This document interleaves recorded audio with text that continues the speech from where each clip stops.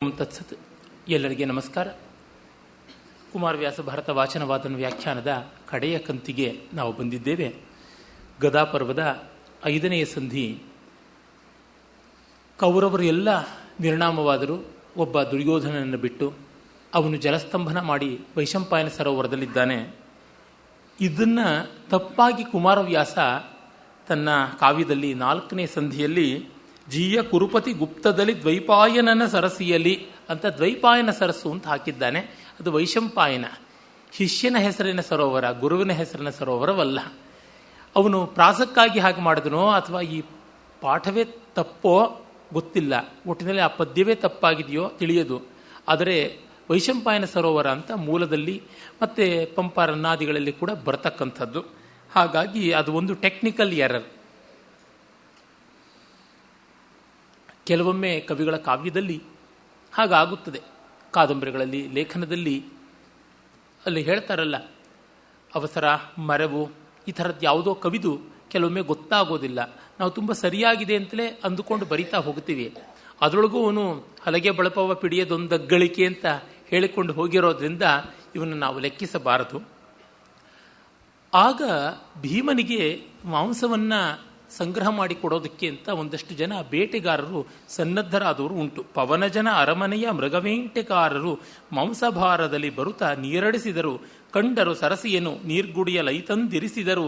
ತೀರದಲ್ಲಿ ಬಹಳಾಮಿಷದ ಕಂಬಿಗಳ ಅಂತ ಹೇಳಿ, ಈ ಮುನ್ನ ನಾವು ನಿನ್ನೆ ನೋಡಿದಂತೆ ದುರ್ಯೋಧನನ ಜೊತೆಯಲ್ಲಿ ಸಂವಾದ ಮಾಡ್ತಾ ಇದ್ದ ಕೃತವರ್ಮ, ಕೃಪಾಚಾರ್ಯ ಮತ್ತು ಮತ್ತೊಬ್ಬ ಧೂರ್ತ ಅಶ್ವತ್ಥಾಮ, ಇವರ ಮೂವರು ಇದ್ದದ್ದನ್ನು ಮತ್ತು ಆ ಹೆಜ್ಜೆಗಳು ಒಳಗೆ ಹೋದದ್ದು ಹೊರಗೆ ಬರದೇ ಇರತಕ್ಕಂಥದ್ದನ್ನು ಇದನ್ನೆಲ್ಲ ಕಂಡರು ಅಂತ. ಕೆಲವು ಕಡೆ ಬರ್ತದೆ ಅವನು ಹಿಂದೆಯಾಗಿ ಹೆಜ್ಜೆ ಇಟ್ಟುಕೊಂಡು ಹೋದ ಸರೋವರದೊಳಕ್ಕೆ ಅಂತ. ಮೂಲದಲ್ಲಿ ಹಾಗೇನೂ ಇಲ್ಲ.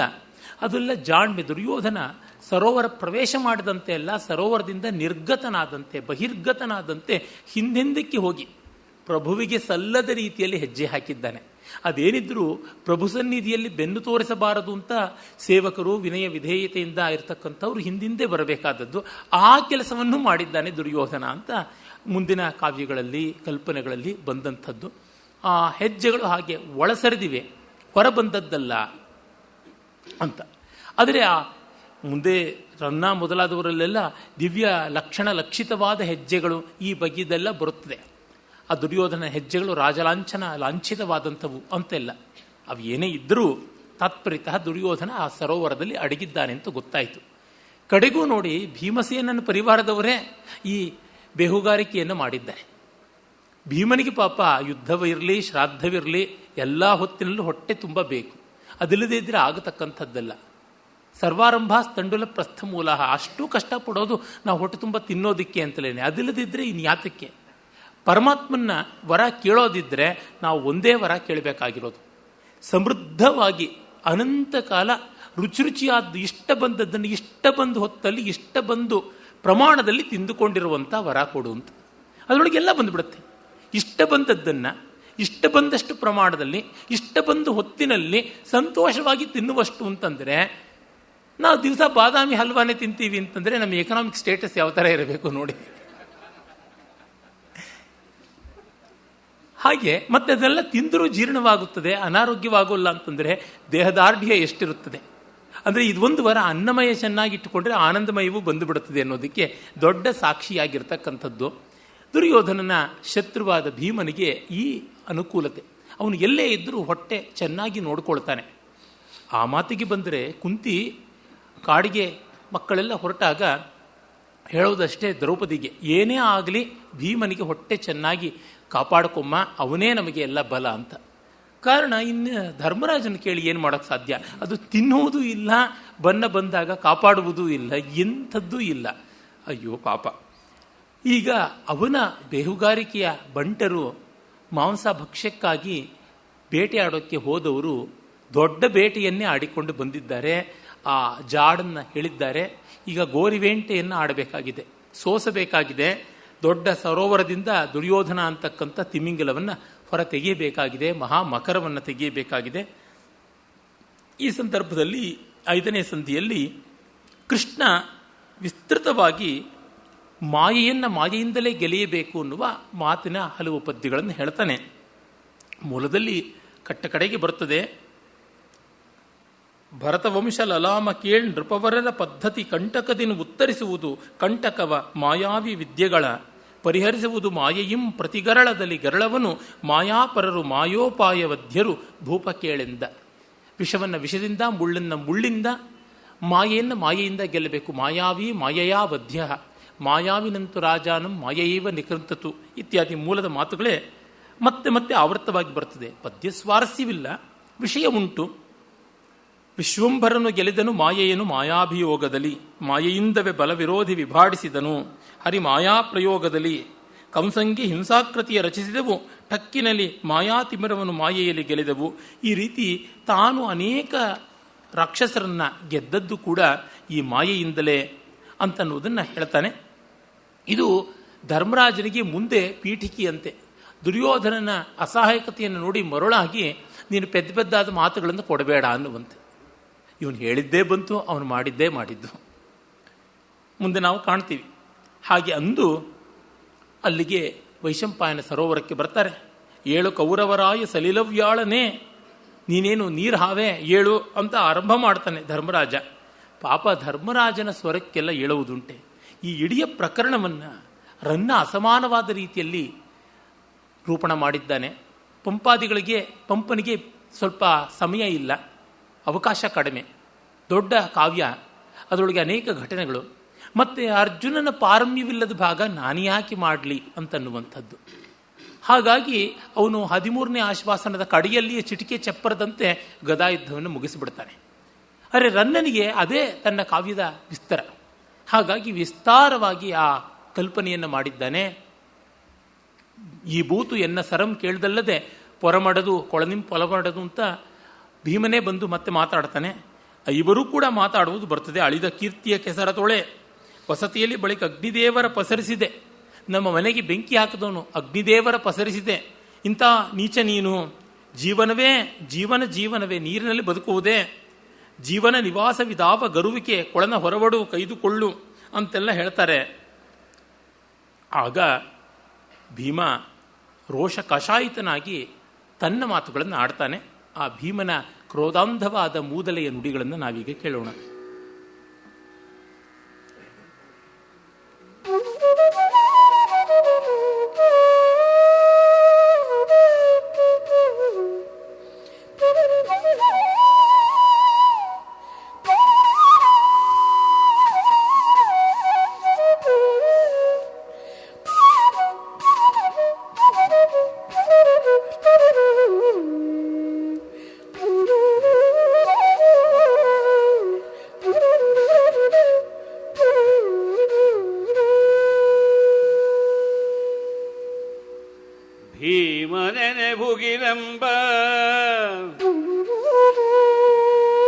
ಭೀಮನೆನೆ ಬುಗಿಲೆಂಬ ರೋಷದ ತಾಮಸವ ಬೀಳ್ಕೊಟ್ಟೆಲ,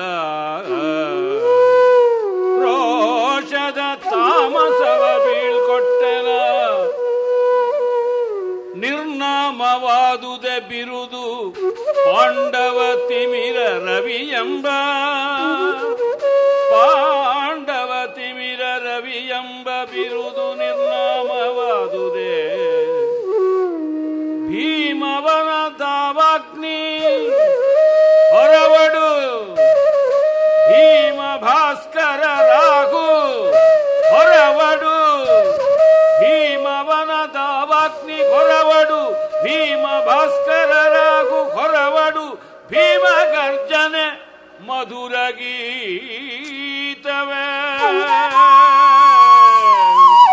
ಭೀಮ ಗರ್ಜನೆ ಮಧುರ ಗೀತವೇ. ನಪತಿ ಏಳು, ನಪತಿ ಏಳೆಂದ.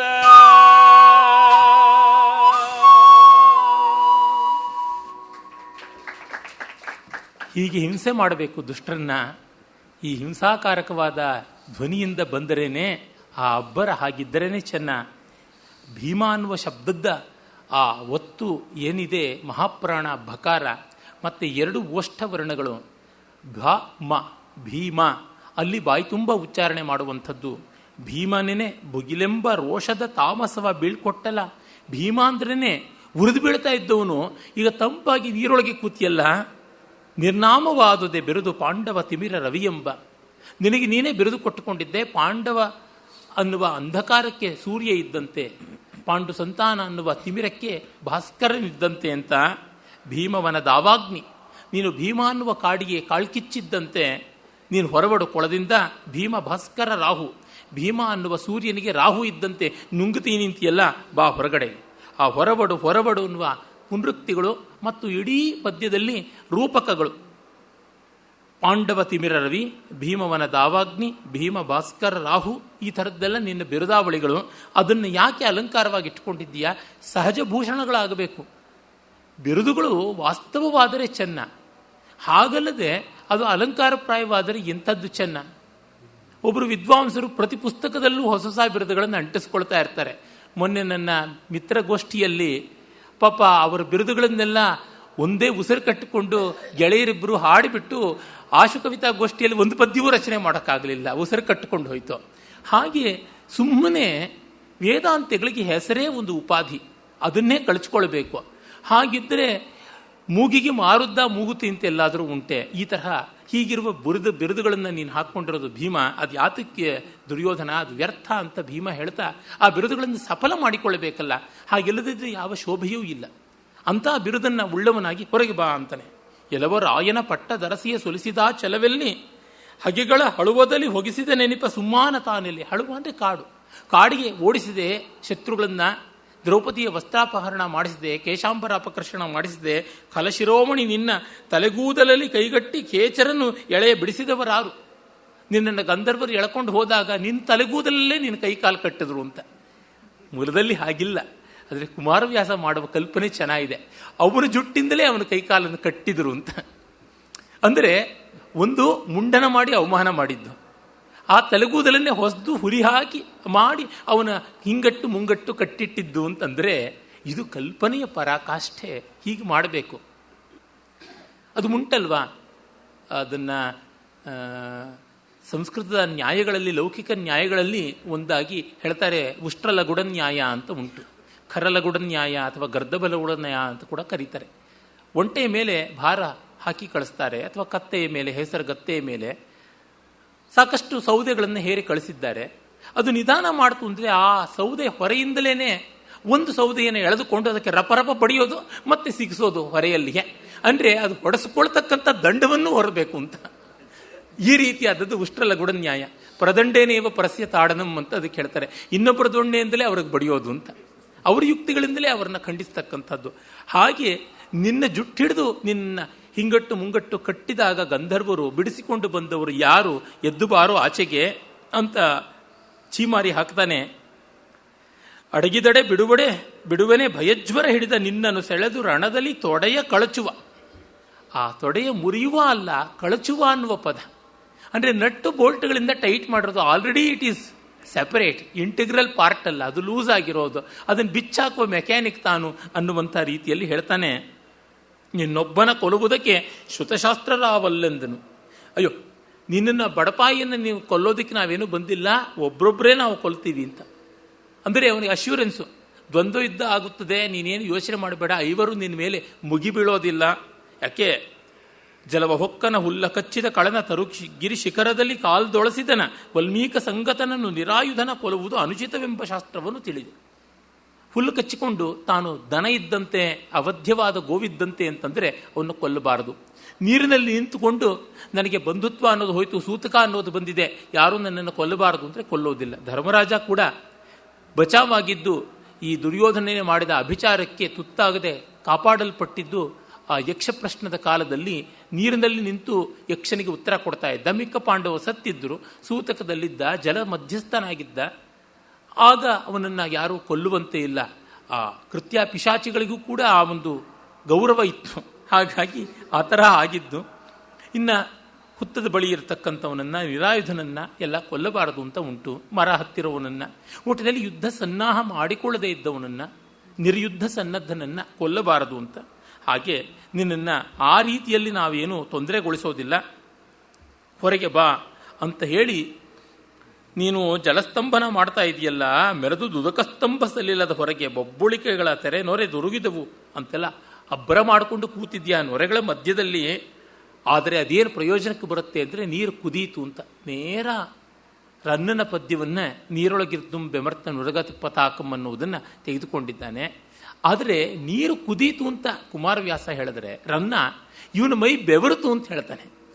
ಅದು ಮತ್ತೂ ಚೆನ್ನಾಗಿದೆ.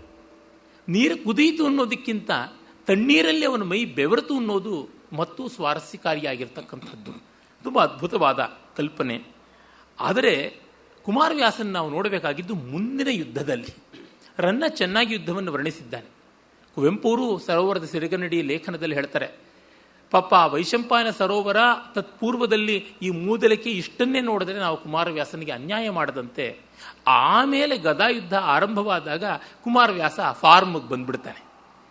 ಕೆಲವೊಮ್ಮೆ ಕೆಲವು ಕಲಾವಿದರಿಗೆ ಒಂದು ಹಂತದವರೆಗೆ ಅವರಿಗೆ ಗಂಟ್ಲ ಕುದುರಿರೋದಿಲ್ಲ, ಶ್ರುತಿ ಸೇರಿರೋದಿಲ್ಲ, ಮೈಗೈ ಕಾಲು ಚಳಿ ಬಿಟ್ಟಿರೋದಿಲ್ಲ. ನೃತ್ಯ ಮಾಡುವಾಗ ಒಂದು ಭಾವಕ್ಕೆ ಅವರು ತಮ್ಮನ್ನು ತಾವು ತೊಡಗಿಸಿಕೊಳ್ಳಬೇಕಾಗುತ್ತದೆ.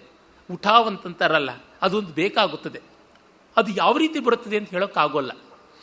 ಒಮ್ಮೆ ಬಂತು ಅಲ್ಲಿಗೆ ಮುಗಿಯಿತು. ಹಾಗಿಲ್ಲದೆ ಇದ್ದರೆ ಸ್ವಾರಸ್ಯ ಕಾಣೋದಿಲ್ಲ.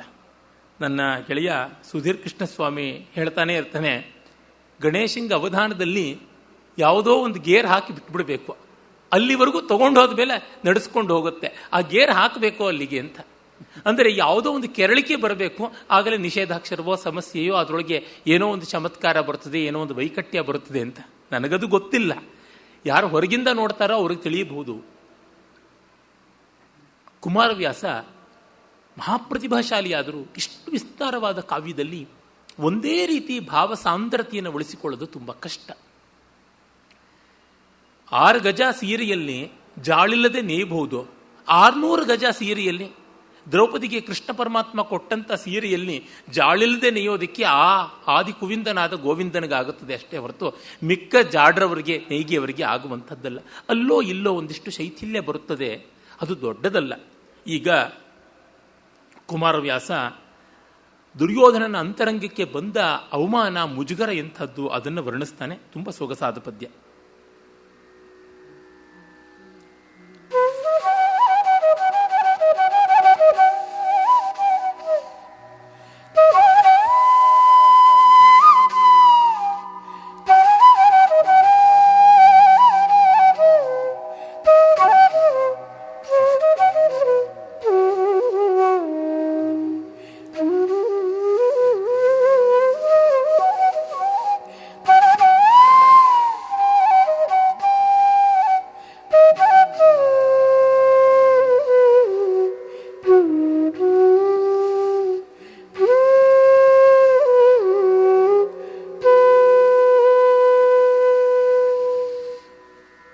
ಜ್ಞಾನವಡಿದುದು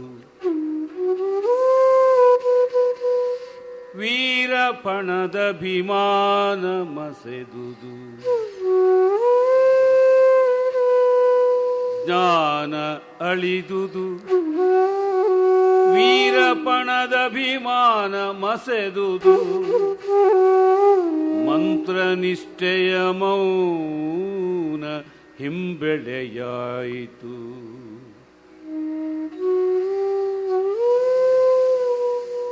ಮಂತ್ರನಿಷ್ಠೆಯ ಮೌನ ಹಿಂಬೆಳೆಯಾಯಿತು ಮೋಹಿದುದು ಆಗವ ವ್ಯಸನ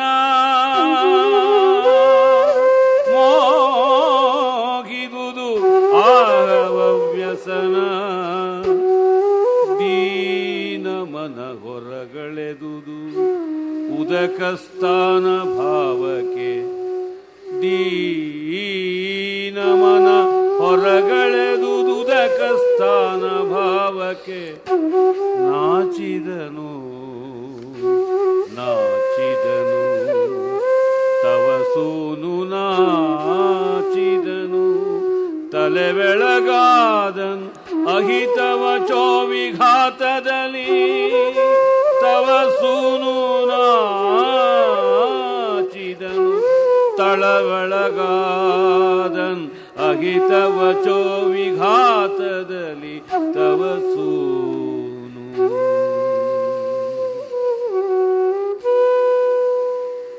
ಇದೀಗ ಸಂಜಯ ಧೃತರಾಷ್ಟ್ರನಿಗೆ ಹೇಳ್ತಾ ಇರುವಂತೆ ಈ ಪದ್ಯ ಬಂದಿದೆ. ತವಸೂನು ಅಂತಂದರೆ ನಿನ್ನ ಮಗ ದುರ್ಯೋಧನನ ಗತಿ ಏನಾಯಿತು, ಜ್ಞಾನ ಒಳೆದುದು. ಈ ರಾತ್ರಿಯೆಲ್ಲ ವಿಶ್ರಾಂತಿ ತೆಗೆದುಕೊಂಡು ಮರುದಿನ ಸನ್ನದ್ಧನಾಗಿ ಮಹೋತ್ಸಾಹದಿಂದ ಯುದ್ಧರಂಗಕ್ಕೆ ಬರ್ತೀನಿ ಅಂತ ಅಂದುಕೊಂಡ ವಿವೇಚನೆ ಹೊರಟು ಹೋಯಿತು ಅಂತ. ಕೋಪ ಬಂದಾಗ ಮೊದಲು ಕೆಡುವಂಥದ್ದೇ ವಿವೇಕ. ಹಾಗಾಗಿ ಅವನಿಗೆ ಆಗಿರುವುದೇ ಅದೇ ಇವರಿಗೆ ಬೇಕಾಗಿದ್ದು ಕೂಡ. ಎದುರಾಳಿಯನ್ನು ಕ್ಷೋಭೆಗೊಳಿಸುವುದು ವೈರಿಗಳ ಪ್ರಥಮ ತಂತ್ರವೇ ಆಗಿರುತ್ತದೆ, ಎಲ್ಲ ಕಾಲದಲ್ಲೂ ಉಂಟು. ನಮ್ಮ ಕ್ರಿಕೆಟ್ ಆಟಗಾರರು ಮೊದಲಾದವರೆಲ್ಲ ತುಂಬ ಹೊಸ್ಟೈಲ್ ಅಟ್ಮಾಸ್ಫಿಯರಲ್ಲಿ ಆಡಬೇಕು ಅಂತಂದರೆ ಆ ವಿರೋಧಿ ತಂಡದವರ ಪರವಾಗಿರುವ ಪ್ರೇಕ್ಷಕರಿದ್ದಾಗ ಅವರು ಯಾವ ಥರ ಮೂದಲೆ ಮಾಡ್ತಾರೆ, ಇವರುಗಳು ಕೂಡ ಹೇಗೆ ಬೌಲ್ ಮಾಡುವಾಗ ಗೇಲಿ ಮಾಡ್ತಾರೆ, ಫೀಲ್ಡಿಂಗ್ ಮಾಡುವಾಗ ಮಾಡುವುದು, ಈ ಥರದ್ದೆಲ್ಲ ಉಂಟು. ಏನೋ ಡೀಸೆಂಟ್ ಜೆಂಟ್ಲ್ಮ್ಯಾನ್ಸ್ ಗೇಮ್ ಅಂತ ಈ ಕಾಲದಲ್ಲಿ ಜೆಂಟ್ಲೂ ಅಲ್ಲ ಮ್ಯಾನೂ ಅಲ್ಲ, ಏನೂ ಆಗಿಲ್ಲ. ಇಟ್ ಇಸ್ ಬೀಸ್ಟ್ ಗೇಮ್ ಆಗಿದೆ, ಜೆಂಟ್ಲ್ಮೆನ್ಸ್ ಗೇಮ್ ಅಲ್ಲ. ಹಾಗಾಗಿ ಕ್ರಿಕೆಟ್ ಆ ಥರ ಆಗಿದೆ. ಇದು ಹೆಚ್ಚು ಕಡಿಮೆ WWF ಹಂತಕ್ಕೆ ಬರ್ತಾ ಇದೆ. ಇರಲಿ, ಅಲ್ಲಿಯಾದರೂ ಅಷ್ಟೇ ಆ ಬಗೆಯ ಕೋಲಾಹಲವನ್ನು ಮಾಡುವುದೇ ಉಂಟು. ಎದುರಾಳಿಯನ್ನು ನಿಷ್ಪ್ರಭಗೊಳಿಸಬೇಕು ಅಂತಕ್ಕಂಥದ್ದು ಪ್ರಾಣಿಗಳೇ ಮಾಡುತ್ತವೆ. ಭಯಂಕರವಾಗಿ ಚಿತ್ಕಾರ ಮಾಡುತ್ತವೆ, ಮೂದಲಿಕೆ ಮಾಡುತ್ತವೆ, ತಿರುಗಾಡಿಸುತ್ತವೆ. ನಾವು ಕೆಲವು ವಿಡಿಯೋಗಳಲ್ಲೆಲ್ಲ ನೋಡ್ತೀವಲ್ಲ, ಈ ಕಾಲದಲ್ಲಿ ಬಹಳ ಸುಲಭವಾದದ್ದು. ವಾಟ್ಸಪ್ಪಲ್ಲಿ ಅಲ್ಲಿ ಇಲ್ಲಿ ಒಂದು ಮಂಗ ಹುಲಿಯನ್ನು ಎಷ್ಟು ಆಟ ಆಡಿಸುತ್ತದೆ, ಎಷ್ಟು ಕಿರುಕುಳ ಕೊಡುತ್ತದೆ ಅಂತ. ಕಿರುಕುಳ ಅನ್ನುವ ಶಬ್ದವೇ ನೋಡಿ, ಚಿಕ್ಕ ಕುಟುಂಬದಿಂದ ಅಂದರೆ ಸಣ್ಣ ಬುದ್ಧಿಯ ಸಣ್ಣ ಮನೆಯಿಂದ ಸಣ್ಣ ಹಿನ್ನೆಲೆಯಿಂದ ಬಂದವನು, ಚೀಪ್ ಪರ್ಸನ್ ಅಂತ, ಅವನು ಮಾಡುವ ಕೆಲಸ ಕಿರುಕುಳ ಅಂತ. ಕಿರುಕುಳದವನು ಕಿರುಕುಳಮಂ ಕೊಳ್ವನ್ ಅಂತ. ಹಾಗೆ ಕಿರುಕುಳ ಅನ್ನೋದಕ್ಕೆ it is A noun and it has become A verb also. ಈ ರೀತಿಯಾಗಿ ಬಹಳ ವಿಚಿತ್ರವಾದಂಥದ್ದು ಶಬ್ದಗಳ ಜಾಡು. ಹಾಗೆ ಕಿರುಕುಳ ಕೊಟ್ಟದ್ದು ಅವರು ಬುದ್ಧಿಗೆಟ್ಟು ತಪ್ಪಾದ ಕೆಲಸಗಳನ್ನು ಮಾಡೋದಿಲ್ಲ, ಅವಿವೇಕದ ನಿಶ್ಚಯಗಳನ್ನು ತೀರ್ಮಾನಗಳನ್ನು ತೆಗೆದುಕೊಳ್ಳಲ್ಲ. ಹಾಗೆ ತೆಗೆದುಕೊಳ್ಳೋದು ಇವರಿಗೆ ಬೇಕಾಗಿರುವಂಥದ್ದು. ಅದರಿಂದ ಜ್ಞಾನ ಒಳೆದುದು. ವೀರಪಣದ ಅಭಿಮಾನ ಮಸೆದುದು. ವೀರಪಣ, ಪರಾಕ್ರಮಿಗಳಾಗಿ ಹಠ ಹಿಡಿದು ಲಬ್ಧ ಪ್ರತಿಷ್ಠರಾಗಿ ಮುಂದುವರಿಯುವಂಥ ಭಾವ ಬಂದು ಉಕ್ಕೇರಬೇಕು.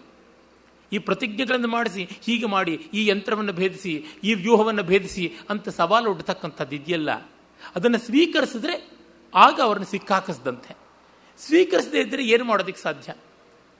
ಹೇಗೇನು ಸಿಕ್ಕಾಕ್ಸೋಕ್ಕೋದ್ರು ಅಂಟೇ ಇಲ್ಲದೆ ಇದ್ದು ಅನ್ನೋದು ಏನು ಮಾಡೋದಕ್ಕೆ ಸಾಧ್ಯ?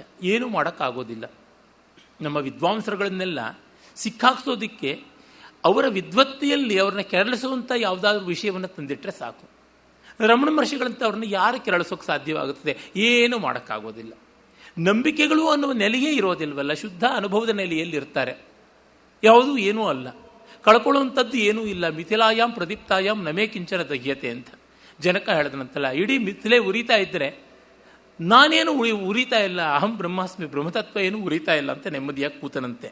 ಈ ರೀತಿಯಾಗಿ ಹಾಗೆ ಇದ್ದಂಥ ಜೀವನ್ಮುಕ್ತ ಸದೃಶರಿಗೆ ಪರವಾಗಿಲ್ಲ. ಮಿಕ್ಕವರೆಲ್ಲ ಒಂದಲ್ಲ ಒಂದು ಕಡೆ ರಾಗದ್ವೇಷ ಕಷಾಯಿತರಾಗಿರ್ತಾರೆ, ಅದನ್ನು ಹಿಡಿಯುವುದೇ ಆಗುತ್ತದೆ. ಇನ್ನು ಮಂತ್ರನಿಷ್ಠೆಯ ಮೌನ ಹಿಂಬೆಳೆಯಾಯಿತು. ಮಂತ್ರನಿಷ್ಠೆಯ ಮೌನ ಇದೆಯಲ್ಲ, ಅದು ಹಿಂಬೆಳೆಯಾಯಿತು ಅಂತ.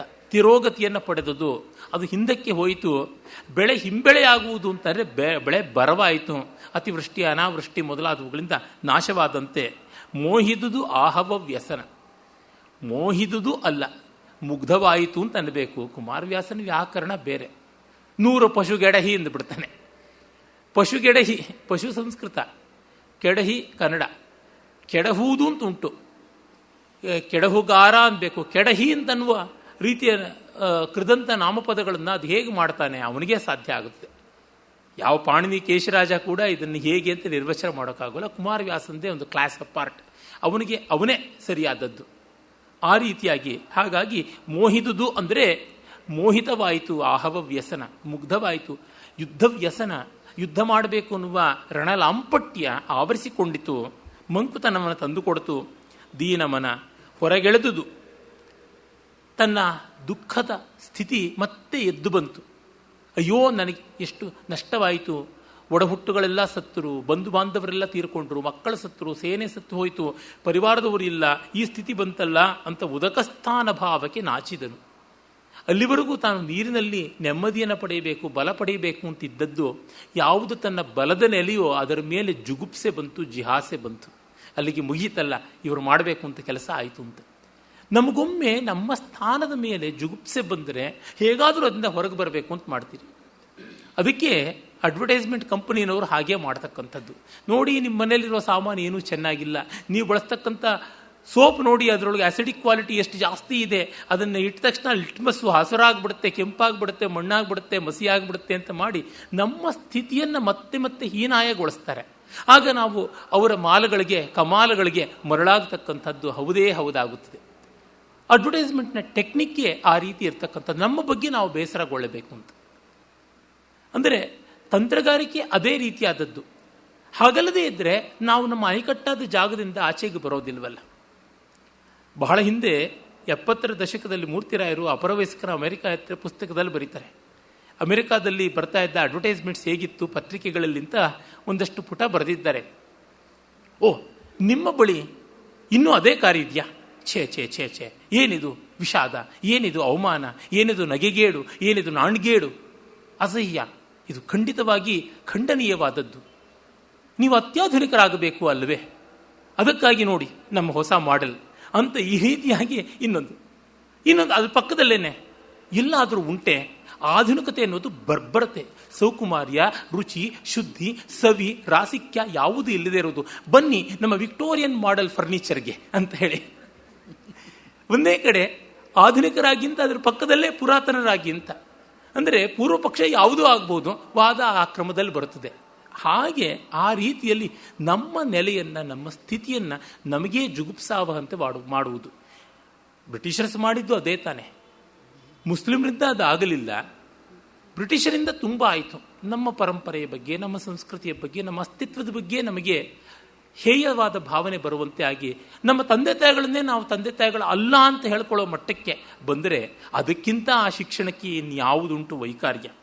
ಆಮೇಲೆ ಅವನು ತವಸೂನು ತಳಬೆಳಗಾದನು ಅಹಿತ ವಚೋ ವಿಲಾಸದಲ್ಲಿ, ಅಹಿತರ ವೈರಿಗಳ ವಚೋ ವಿಲಾಸದಲ್ಲಿ ತಲೆಕೆಳಗಾಗಿಬಿಟ್ಟ. ಅವನು ವ್ಯತಿರಿಕ್ತನಾಗಿಬಿಟ್ಟ. ಈಗ ಒಡನೆಯೇ ಅವನು ಹೊರಕ್ಕೆ ಬರ್ತಾನೆ. ಕುಮಾರವ್ಯಾಸ ಸಾಮಾನ್ಯವಾಗಿ ಬರೆದಿದ್ದಾನೆ, ರನ್ನ ಲೋಕೋತ್ತರವಾಗಿ ಬರೆದಿದ್ದಾನೆ. ರಸಯಂ ಕಾಲಾಗ್ನಿರುದ್ರಂ ಪೊರಮಡುವಲಂತ ಸರೋ ಮಧ್ಯದಿಂ ಸಾಹಸಗರ್ವಾಲಂಕೃತಂ ತೊಟ್ಟನೆ ಕೊಡೆ ಪೊಡಮಟ್ಟೆಲ್ಲಿದಂ ಭೀಮನ್ ದೆಸೆಯಂ ನೋಡುತ್ತೆ ಮತ್ತದ್ಭುತ ನಟನಾಲೋಲ ಕೀಲಾಕ್ಷಿವಲ್ ದಳ್ಳಿಸೆ ಕೋಪಾರತ್ತ ನೇತ್ರಂ ನಿಜಭುಜ ಗದೆಯಂ ತೂಗಿದಂ ಧಾತರಾಷ್ಟ್ರಂ ಅಂತ ಪಂಪ ಕಾಲಕೂಟ ವಿಷಯವೇ ಉಕ್ಕೇರಿ ಬರುವಂತೆ ಬಂದ ಅಂತೆಲ್ಲ ಬರೀತಾನೆ. ಪಂಪ ಪಾಪ ಅವೆಲ್ಲ ಚೆನ್ನಾಗಿ ಬರೆದ್ರು. ಇವನಿಗೆ ಕುಮಾರವ್ಯಾಸನಿಗೆ ಅಷ್ಟು ಕೌಶಲ ಅಲ್ಲಿ ಬಂದಿಲ್ಲ, ಬೇರೆ ಕಡೆ ಬಂದಿದೆ. ಅದೇ ಹೇಳೋದನ್ನಲ್ಲ, ಇವನು ಆಚೆಗೆ ಬಂದ ಮೇಲೆ ಅವನ ಪೌರುಷ, ಕುಮಾರವ್ಯಾಸನ ಪೌರುಷ ಗೊತ್ತಾಗುತ್ತದೆ. ಒಬ್ಬೊಬ್ಬರ ಶಕ್ತಿ ಸಾಮರ್ಥ್ಯಗಳು ಒಂದೊಂದು ಕಡೆ, ಆ ಮಟ್ಟಕ್ಕೆ ಇದು ಕೊರತೆಯೇ.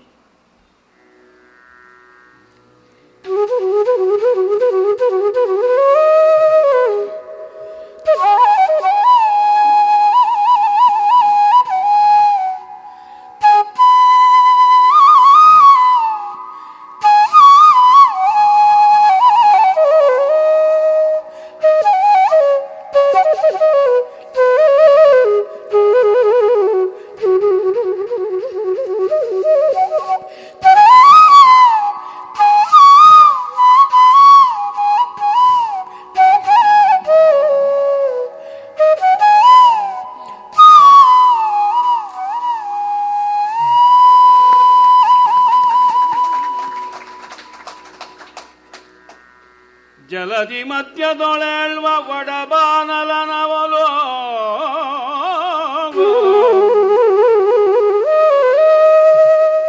ಜಲದಿ ಮಧ್ಯದೊಳೆಳ್ವ ಒಡಬಾನಲನವಲು ತವಕದಲ್ಲಿ ತಡಿಗವ್ವಳಿಸಿದನೋ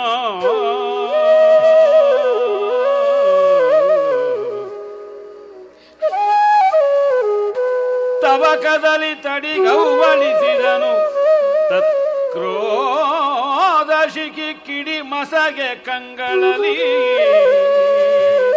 ತತ್ಕ್ರೋಧ ಶಿಖಿ ಕಿಡಿ ಮಸಗೆ ಕಂಗಳಲ್ಲಿ ಜಲದಿ ಮಧ್ಯದೊಳೆಳುವ ಒಡಬಾನಲನವಲು ತವಕದಲ್ಲಿ ತಡಿಗವ್ವಳಿಸಿದನು ಹೊಳೆವ ಭಾರಿಯ ಹೆಗಲ ಗದೆ ಹೊಳೆವ ಭಾರಿಯ ಗದೆ ಕರತಳದ ವಿಪುಳ ಸಗಾಢ ಗರ್ವದ ಚಳನಯನದ ಚಡಾಳ ಛಲದ ನೃಪಾಲ ಕೊರ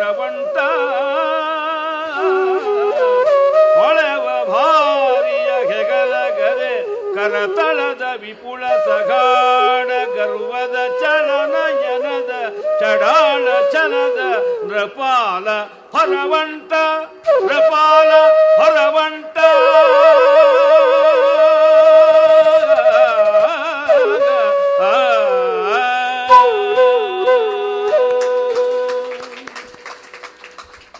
ಸತ್ಯ ಹೇಳಬೇಕು ಅಂದರೆ ಕುಮಾರವ್ಯಾಸನ ಪದ್ಯಭಾವಕ್ಕಿಂತ ಗಾನಭಾವವೇ ಚೆನ್ನಾಗಿದೆ. ಗುಣಕ್ಕೆ ಮತ್ಸರ ಯಾಕೆ? ವೇಣುಭಾವವಾಗಲಿ ಗಾನಭಾವವಾಗಲಿ ಕವಿಭಾವಕ್ಕಿಂತ ಚೆನ್ನಾಗಿದೆ. ಈ ಪದ್ಯದಲ್ಲಿ ವ್ಯಾಖ್ಯಾನ ಮಾಡೋಕ್ಕೇನು ಅಷ್ಟಿಲ್ಲ.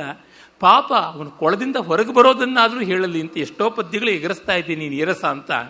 ಹಾಗಾಗಿ ಇದು ಸ್ವಲ್ಪ ಮಟ್ಟಿಗೆ ನೀರಸವಾದರೂ ಅವನು ಒದ್ದೆ ಮುದ್ದಿಯಾಗಿ ಬಂದನಲ್ಲ, ಅದರಿಂದ ಸರಸ. ಹಾಗಾಗಿ ರಸ ಅಂದರೆ ನೀರು ಅಂತಲೂ ಅರ್ಥ ಇದೆ, ಸರಸ ಅಂತಂದರೆ ಹಾಗೆ ಅಲ್ವಾ. ಅದಕ್ಕಾಗಿ ಹೇಳದೆ, ಇಷ್ಟೋ ಬಾರಿ ಕೆಟ್ಟ ಕಾವ್ಯವು ಒಳ್ಳೆ ಗಾನದಿಂದ ರಮಣೀಯವಾಗಿ ಬಿಡುತ್ತದೆ. TS ವೆಂಕಣ್ಣಯ್ಯನವರಿಗೆ DVG ಆಕ್ಷೇಪ ಮಾಡ್ತಾ ಇದ್ರಂತೆ, ನೀವು ಎಂಥ ಕೆಟ್ಟ ಕವಿತೆಯನ್ನು ಇಂಪಾದ ಕಂಠದಿಂದ ಹಾಡಿ ಒಳ್ಳೆ ಕಾವ್ಯ ಅನ್ನೋ ಭ್ರಮೆ ತರಿಸಿಬಿಡ್ತೀರಾ ಅಂತ. ಆ ರೀತಿಯಲ್ಲಿ ಒಳ್ಳೆ ಗಮಕಿಗಳು ಗಾಯಕರು ಮಾಡ್ತಾರೆ. ಈ ಮುಕ್ಕಾಲು ಮೂರ್ವಿಸೆ ನಮ್ಮ ವಾಗ್ಗೇಯಕಾರರೆಲ್ಲ ಈ ಠೌಳಿಗೆ ಸೇರಿದಂಥವ್ರು. ತುಂಬ ಬಿಕ್ಕನಾಸಿಯಾದ ಸಾಹಿತ್ಯಕ್ಕೆ ಲೋಕೋತ್ತರವಾದ ಸಂಗೀತವನ್ನು ಅಳವಡಿಸಿಕೊಡ್ತಾರೆ. ತ್ಯಾಗರಾಜರಿಂದ ಮೊದಲುಗೊಂಡು ಅದೇ, ನಾನು ಅವ್ರಿಗೆ ಸಾಹಿತ್ಯಕ್ಕೆ ಮಾರ್ಕ್ಸ್ ಹಾಕೋದಿದ್ರೆ ಯಾರೂ 3rd ಕ್ಲಾಸಿಂದ ಮೇಲಕ್ಕೆ ಬರೋದೇನೇ ಇಲ್ಲ. ಸಂಗೀತದಲ್ಲಿ ಡಿಸ್ಟಿಂಕ್ಷನ್ನು, ರ್ಯಾಂಕು ಈ ಥರ ಪಡೆದು ಬಿಡ್ತಾರೆ. Strict yardsticks of Anandavardhana and Kuntaka ಹಾಕಿದ್ರೆ ಪಾಪ ಎಲ್ಲಿ ನಿಲ್ತಾರೆ? ಯಾರೊಬ್ಬರೂ ನಿಲ್ಲೋದಿಲ್ಲ. ಇಡೀ ಭಾರತ ದೇಶದಲ್ಲಿ ವಾಗ್ಗೇಯಕಾರರೆಲ್ಲ ಗುಳೆ ಎದ್ದು ಹೊರಟೋಗ್ಬಿಡ್ತಾರೆ. ಅವರು ಬರೀ ಗೇಯಕಾರರಷ್ಟೇ, ವಾಕ್ಕಾರರಲ್ಲ. ಆದರೆ ಎಲ್ಲ ಪ್ರತಿಭೆಗಳು ಒಟ್ಟಿಗೆ ಸೇರಿರೋದಿಲ್ವಲ್ಲ. ಆ ತರಹ ಈಗ ಇವರು ಹಾಡಿದ ಮೋಹನ ಅಷ್ಟು ಉಜ್ವಲವಾಗಿತ್ತು. ಕುಮಾರವ್ಯಾಸನ ಪದ್ಯಕ್ಕಿಂತ 10 ಪಟ್ಟು ಉಜ್ವಲವಾಗಿ ಆ ವೀರ ರೌದ್ರಗಳನ್ನು ಚೆನ್ನಾಗಿ ಬಿಂಬಿಸಿದ್ದಾಯಿತು. ಉತ್ಸಾಹವನ್ನು ಅಷ್ಟು ಸೊಗಸಾಗಿ ತೋರಿಸ್ತು.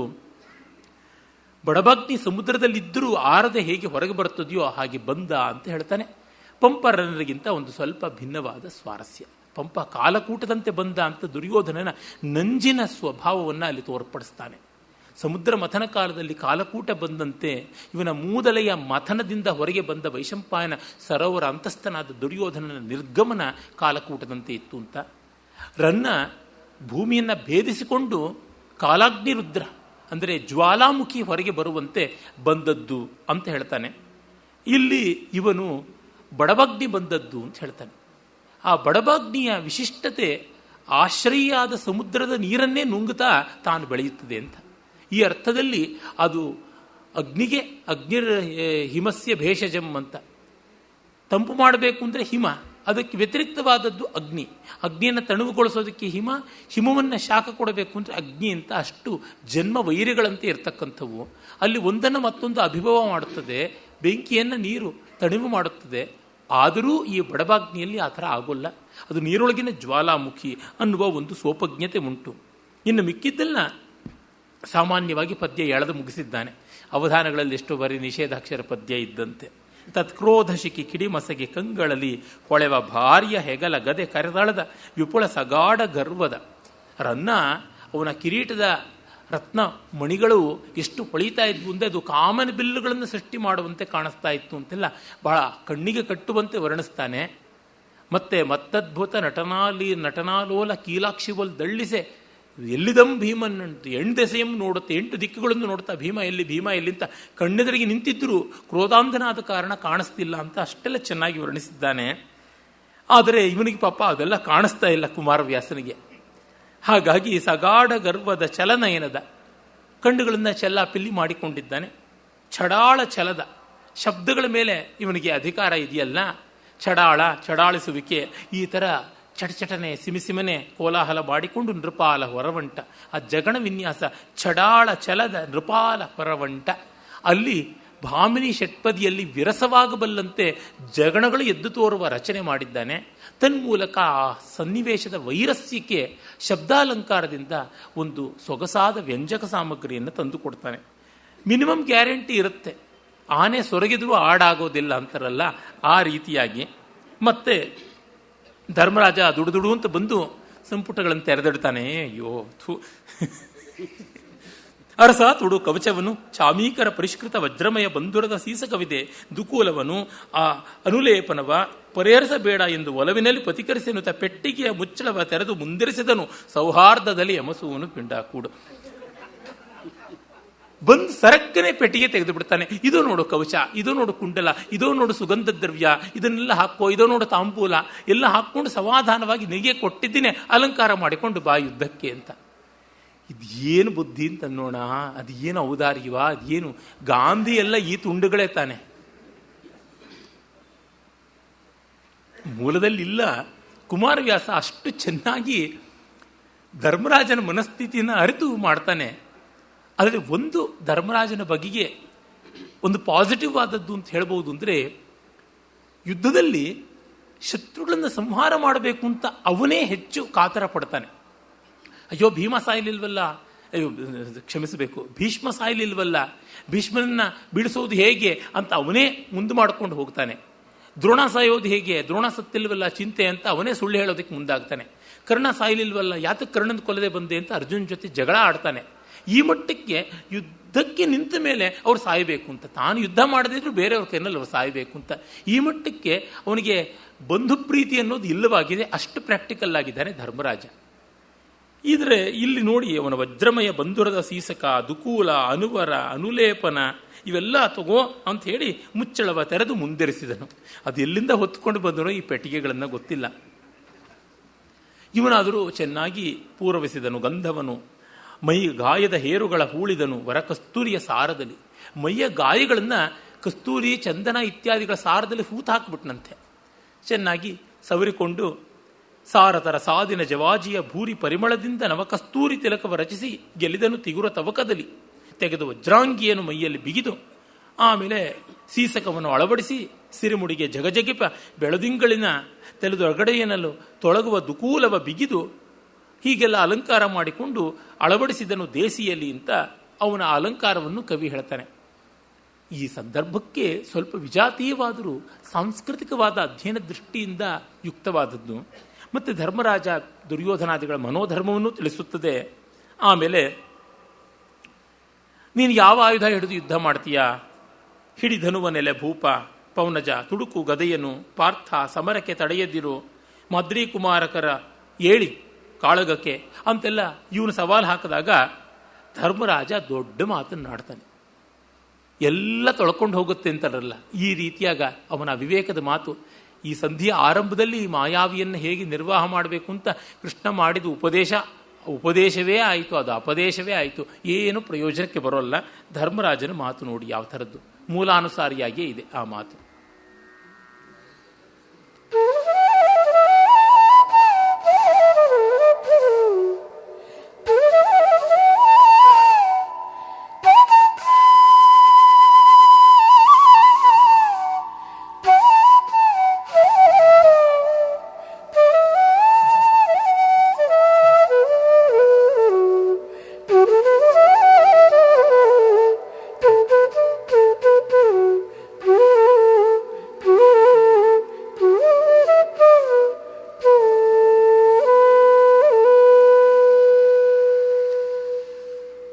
ಮೆಚ್ಚಿದನು ಯಮಸೂನು,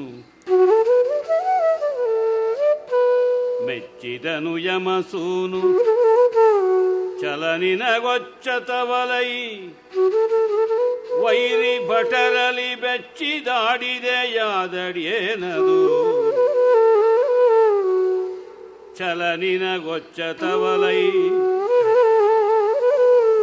ವೈರಿ ಭಟರಲಿ ಬೆಚ್ಚಿದಾಡಿದೆಯಾದಡೇನದು. ನಮ್ಮೊಳೈವರಲಿ ಮೆಚ್ಚಿದರ ನೀವರಿಸಿ ಕಾದುವುದು. ನಮ್ಮೊಳೈವರಲಿ ಮೆಚ್ಚಿದರ ನೀವರಿಸಿ ಕಾದುವುದು. ಅಚ್ಚರಿಯ ಮಾತೇನು ಗೆಲುವಿನ ನಿಚ್ಚಟನೆ ನೆಲಕೊಡೆಯನಹುದು. ಅಚ್ಚರಿಯ ಮಾತೇನು ಗೆಲುವಿನ ನಿಚ್ಚಟನೆ ನೆಲಕೊಡೆಯನಹುದು. ಇದು ಸಮಯ ಕೃತವೆಂದ, ಇದು ಸಮಯ ಕೃತವೆಂದ.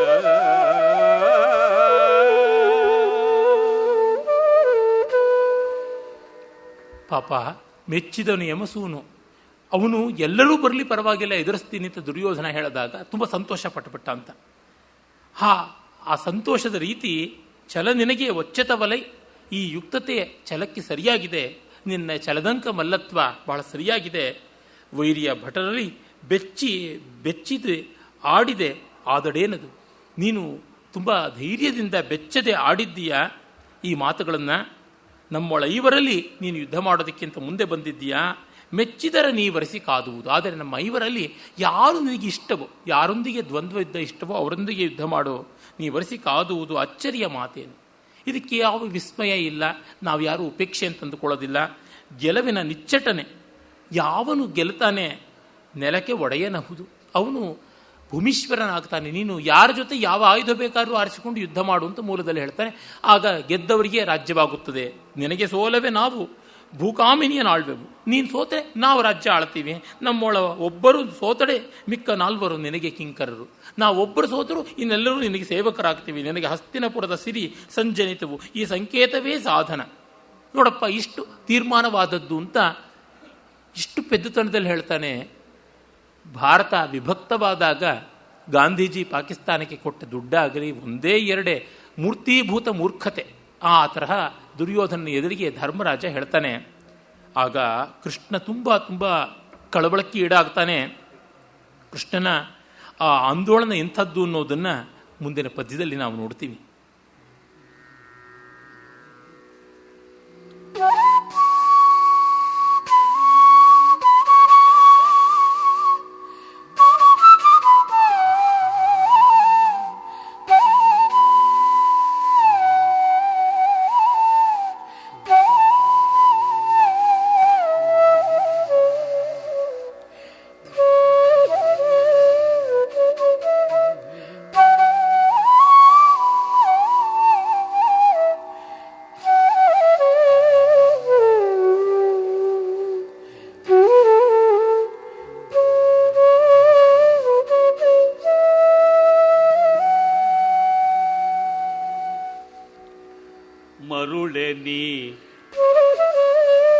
ಹೆಚ್ಚಾಳು ತನಕುಬ್ಬರಿಸಿ ನುಡಿದೆ,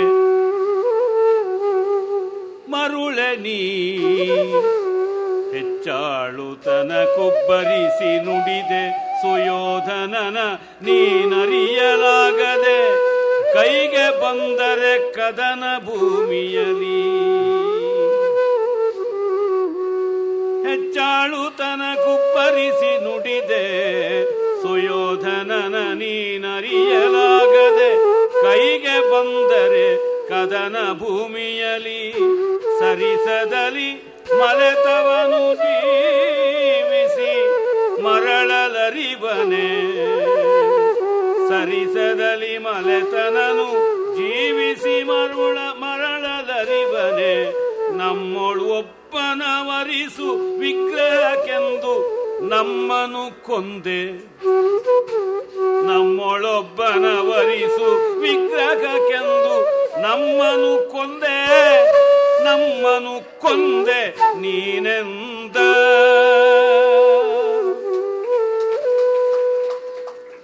ಮೂರನೇ ಸರ್ತಿ ನಮ್ಮನ್ನು ಕೊಂದೆ ಅಂದಾಗ ಕೃಷ್ಣ ಧರ್ಮರಾಜನ ಮೂತಿಗೆ ತಿವಿದದ್ದು ಕಾಣಿಸ್ತಾ ಇತ್ತು ನನ್ನ ಕಣ್ಣಿಗೆ. ಮುರಹರ ಯುಧಿಷ್ಠಿರ ನೃಪನ ಎಕ್ಕಟಿಗೆರೆದು ಗರ್ಜಿಸಿದ. ಎಕ್ಕಟಿ ಅಂದರೆ ಪಕ್ಕಕ್ಕೆ ಮೆಲ್ಲನೆ ಕರೆದು ಮೂತಿ ತಿವಿತಾನೆ. ಮರುಳೆ ನೀ ಹೆಚ್ಚಾಳು ತನಕ್ಕೆ ಉಬ್ಬರಿಸಿ ನುಡಿದೆ. ಮೆಹರ್ಬಾನಿ ಅಂತ ಕರೀತಾರೆ ಉರ್ದೂನಲ್ಲಿ.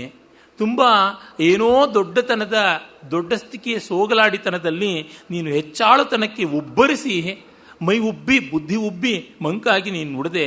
ಸುಯೋಧನನ ನೀನು ಅರಿಯಲಾಗದೆ ಕೈಗೆ ಬಂದರೆ ಕದನ ಭೂಮಿಯಲ್ಲಿ.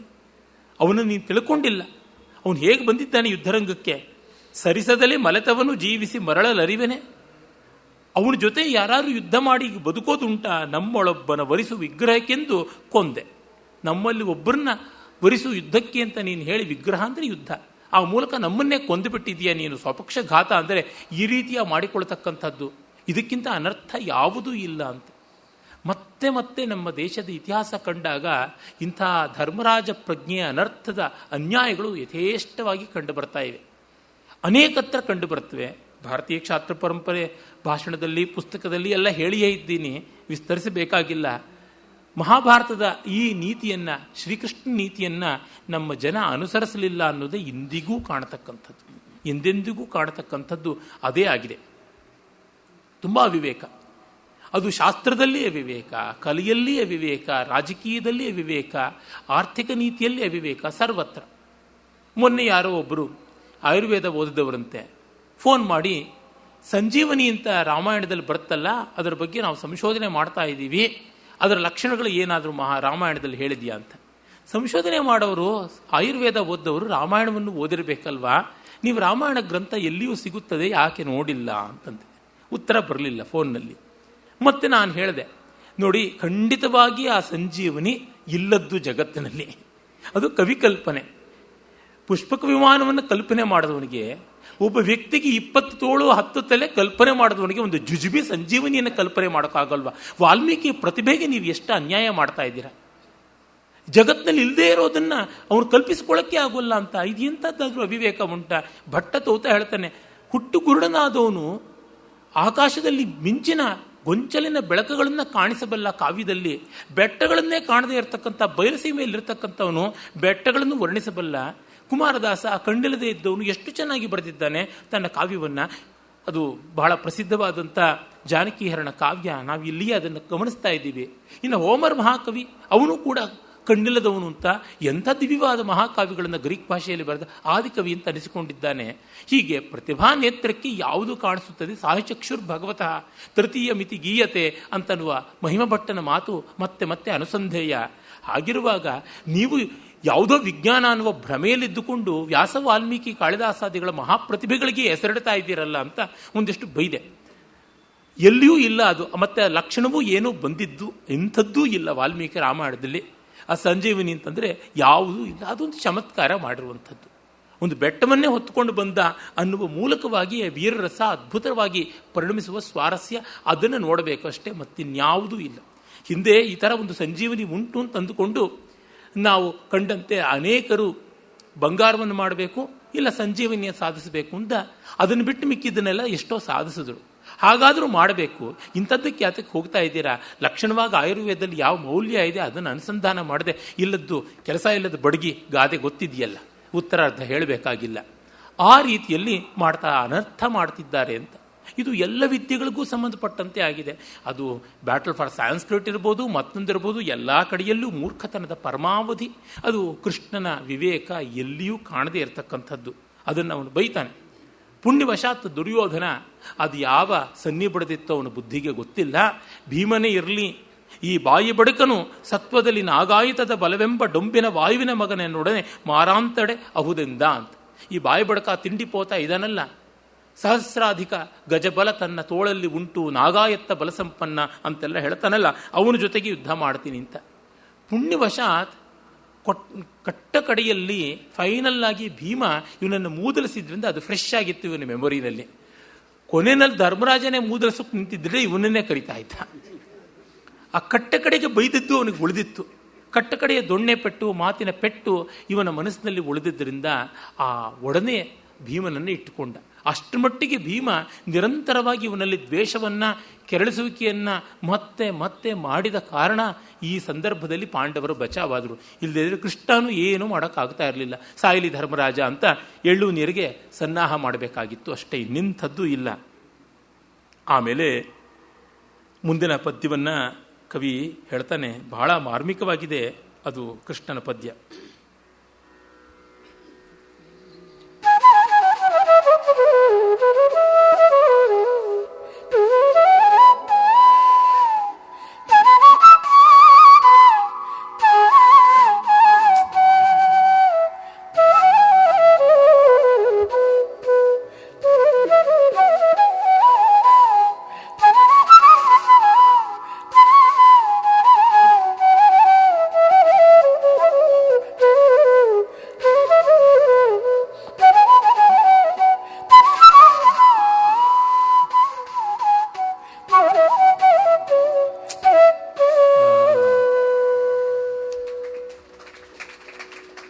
ಇಂದು ನಮ್ಮಯ ಭಾಗ್ಯಲಕ್ಷ್ಮಿಯ ಕಂದರವೆಯಲಿ ಭೀಮ ಕಾದುವುದು.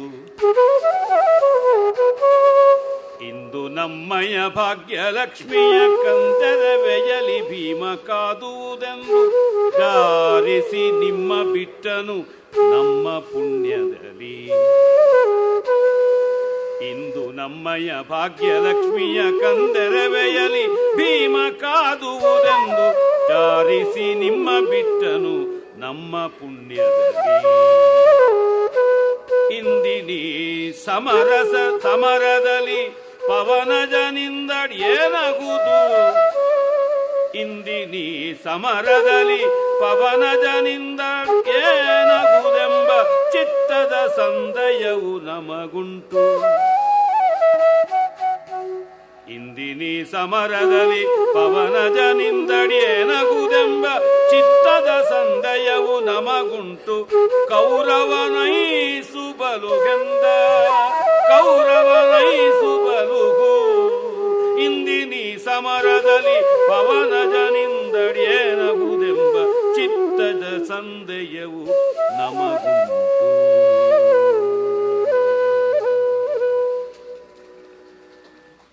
ಅತಿ ಸುಂದರವಾದ ಪದ್ಯಗಳಲ್ಲಿ ಒಂದು. ಇಷ್ಟು ಪ್ರಾಮಾಣಿಕವಾಗಿ ಗುಣದೋಷ ವಿಮರ್ಶನೆ ಮಾಡಬಲ್ಲ, ಸ್ವಪರ ಭೇದವಿಲ್ಲದೆ ವಾಸ್ತವವನ್ನು ಕಣ್ಣು ಮುಂದೆ ಕಟ್ಟಿಕೊಡಬಲ್ಲ ಶ್ರೀಕೃಷ್ಣ ಇಂದು ನಮ್ಮಯ ಭಾಗ್ಯಲಕ್ಷ್ಮಿಯ ಕಂದರವೆಯಲ್ಲಿ ಭೀಮ ಕಾದುವುದೆಂದು ಜಾರಿಸಿ ನಿಮ್ಮ ಬಿಟ್ಟನು ನಮ್ಮ ಪುಣ್ಯದಲ್ಲಿ.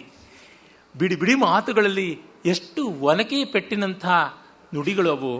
ಇಂದು ನಮ್ಮಯ ಭಾಗ್ಯಲಕ್ಷ್ಮಿಯ ಕಂದರವೆ, ನಮ್ಮ ಕಡೆ ಭಾಗ್ಯಲಕ್ಷ್ಮಿ ಕಣ್ತೆಕ್ಕೊಂಡಿದ್ದರಿಂದ ಭೀಮ ಕಾದುವುದೆಂದು, ಭೀಮನೇ ನನ್ನ ಜೊತೆ ಯುದ್ಧ ಮಾಡಲಿ ಅಂತ ಜಾರಿಸಿ ನಿಮ್ಮ ಬಿಟ್ಟನು. ನಿಮ್ಮನ್ನ ಜಾರಿಸಿಬಿಟ್ಟು ನಮ್ಮ ಪುಣ್ಯದಿಂದ ಆಗಿದ್ದು, ನಿನ್ನ ಪುಣ್ಯದಿಂದ ಅಲ್ಲ ಅಂತ. ಎಂಥ ಮಾರ್ಮಿಕವಾದ ಮಾತು. ನಿನಗೆಲ್ಲ ಪುಣ್ಯವೂ ತೊಳ್ಕೊಂಡೋಯ್ತು. ದ್ರೌಪದಿ ಒಮ್ಮೊಮ್ಮೆ ಕಣ್ಣೀರಿಟ್ಟರು ಅಸಲು ಬಡ್ಡಿ ಸಮೇತ ನಿನ್ನ ಪುಣ್ಯ ನೆಗೆದು ಬಿದ್ದು ಹೋಗ್ತಾ ಇತ್ತು ಅನ್ನುವ ಭಾವ ಅಲ್ಲಿ ಉಂಟು. ಇಲ್ಲಾದರೂ ಉಂಟೆ ಆ ಐವರಲ್ಲಿ ಒಬ್ಬರನ್ನ ಕೋರಿಕೊಳ್ಳೋದು ಅಂತಂದರೆ ಇಷ್ಟು ಮೂರ್ಖತೆ. ವ್ಯಾಸರಂತೂ ಅದು ಬರೆಯುವಾಗ ಮಾನವ ಸ್ವಭಾವವನ್ನು ಅದೆಷ್ಟು ಅಂತರಂಗದಲ್ಲಿ ಪರಿಭಾವಿಸಿ ಬರೆದರೋ ಗೊತ್ತಿಲ್ಲ. ಕೆಲವರಿಗೆ ಹಾಗೆ ಮನಹಾಳು ಬುದ್ಧಿ ತುಂಬ ಇರುತ್ತದೆ, ಸರ್ವನಾಶಕವಾದಂಥ ಬುದ್ಧಿ ಉಂಟು. ಆ ರೀತಿಯಾಗಿ ನೀನು ಮಾಡಿದ್ಯಲ್ಲ, ನಮ್ಮ ಭಾಗ್ಯಲಕ್ಷ್ಮಿ ನಮಗೆ ಚೆನ್ನಾಗಿದ್ದರಿಂದ ನಮ್ಮ ಪುಣ್ಯ, ನಮ್ಮ ಅದೃಷ್ಟ ಚೆನ್ನಾಗಿತ್ತು. ಇಂದಿನಿ ಸಮರದಲ್ಲಿ ಪವನಜನಿಂದಡೆ ಏನಹುದು. ಈ ಭೀಮನೂ ಕೂಡ ಏನು ಮಾಡಿಯಾನೋ ಗೊತ್ತಿಲ್ಲ. ಅಷ್ಟರ ಮಟ್ಟಿಗೆ ನನಗೆ ಭೀಮನ ಬಗೆಗೆ ವಿಶ್ವಾಸವಿಲ್ಲ. ಅಂದರೆ ನಿನ್ನನ್ನು ಏನಂತ ನೋಡ.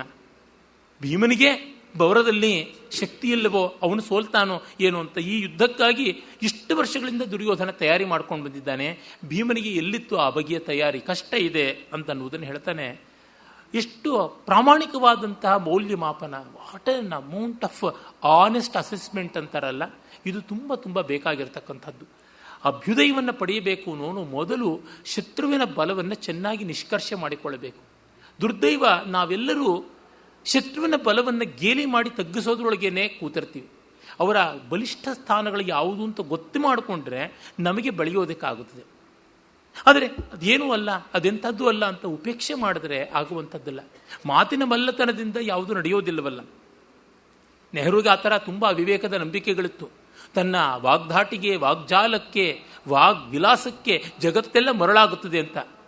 ಅಯ್ಯೋ ರಾಮ, ಲೇಡಿ ಮೌಂಟ್ ಬ್ಯಾಟನ್ನು ಮರಳಾಗಲಿಲ್ಲ, ಈತನೇ ಮರಳಾಗಿದ್ದು. ಇನ್ಯಾವಳು ತಾನೇ ಮರಳಾಗಿದ್ದು ನೆಹರುಗೆ?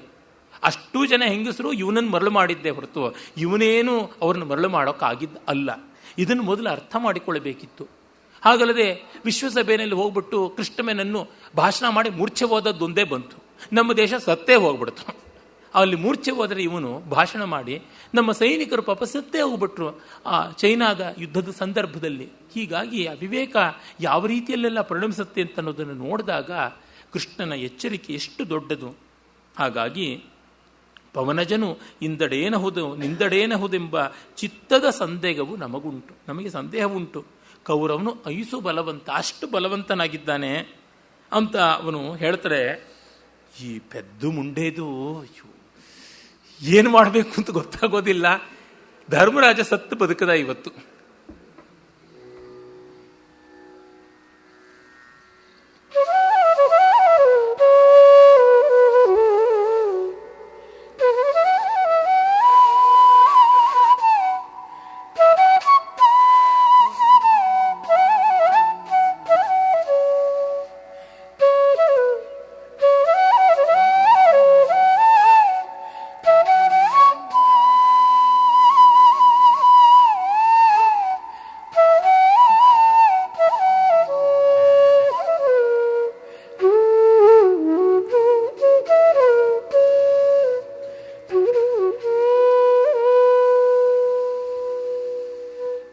ಎಲೆ ಮುರಾಂತಕ ನಿಮ್ಮ ಮುಂದ ಕಳೆಯತನವೇ ಮಗಿಲ್ಲ. ಎಲೆ ಮುರಾಂತಕ ನಿಮ್ಮ ಮುಂದ ಕಳೆಯತನವೇ ಮಗಿಲ್ಲ. ನಿಮ್ಮಡಿಗಳ ಸುಧಾ ಕರುಣಾವಧಾನವೇ ವಜ್ರ ಕವಚಬಲ. ಮುರಾಂತಕ ನಿಮ್ಮಡಿಗಳ ಸುಧಾ ಕರುಣಾವಧಾನವೇ ವಜ್ರ ಕವಚಬಲ. ಮಲೆತ ಖಗೆವನ ಪಡಿಮುಖದ ಬಲುವಲ್ ಮಲೆತ ಹಗೆವನ ಪಡಿಮುಖದ ಬಲುವಲಗೆಯಲಿ ಗದೆಯಿಂದ ರಾಯನ ಬಲುಗು ಬಿರುದಾವಳಿಯ ಬರವೆನು ಕೃಷ್ಣ ಕೇಳು. ಮಲೆತ ಖಗೆವನ ಪಡಿಮುಖದ ಬಲುವಲಗೆಯಲಿ ಗದೆಯಿಂದ ರಾಯನ ಬಲುಗ ಬಿರುದಾವಳಿಯ ಬರವೆನು. ಬಲುಗ ಬಿರುದಾವಳಿಯ ಬರವೆನು ಕೃಷ್ಣ ಕೇಳು ಎಂದ.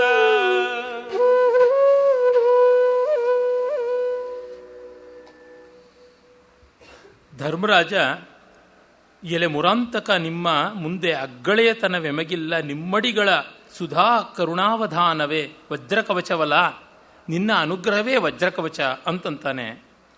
ಆಮೇಲೆ ಭೀಮ, ಮಲೆತ ಹಗೆವನ ಪಡಿಮುಖದ ಬಲುವಲಗೆಯಲ್ಲಿ ಗದೆಯಿಂದ ರಾಯನ ಬಲುಹ ಬಿರುದಾವಳಿಯ ಬರೆವೆನು ಕೃಷ್ಣ.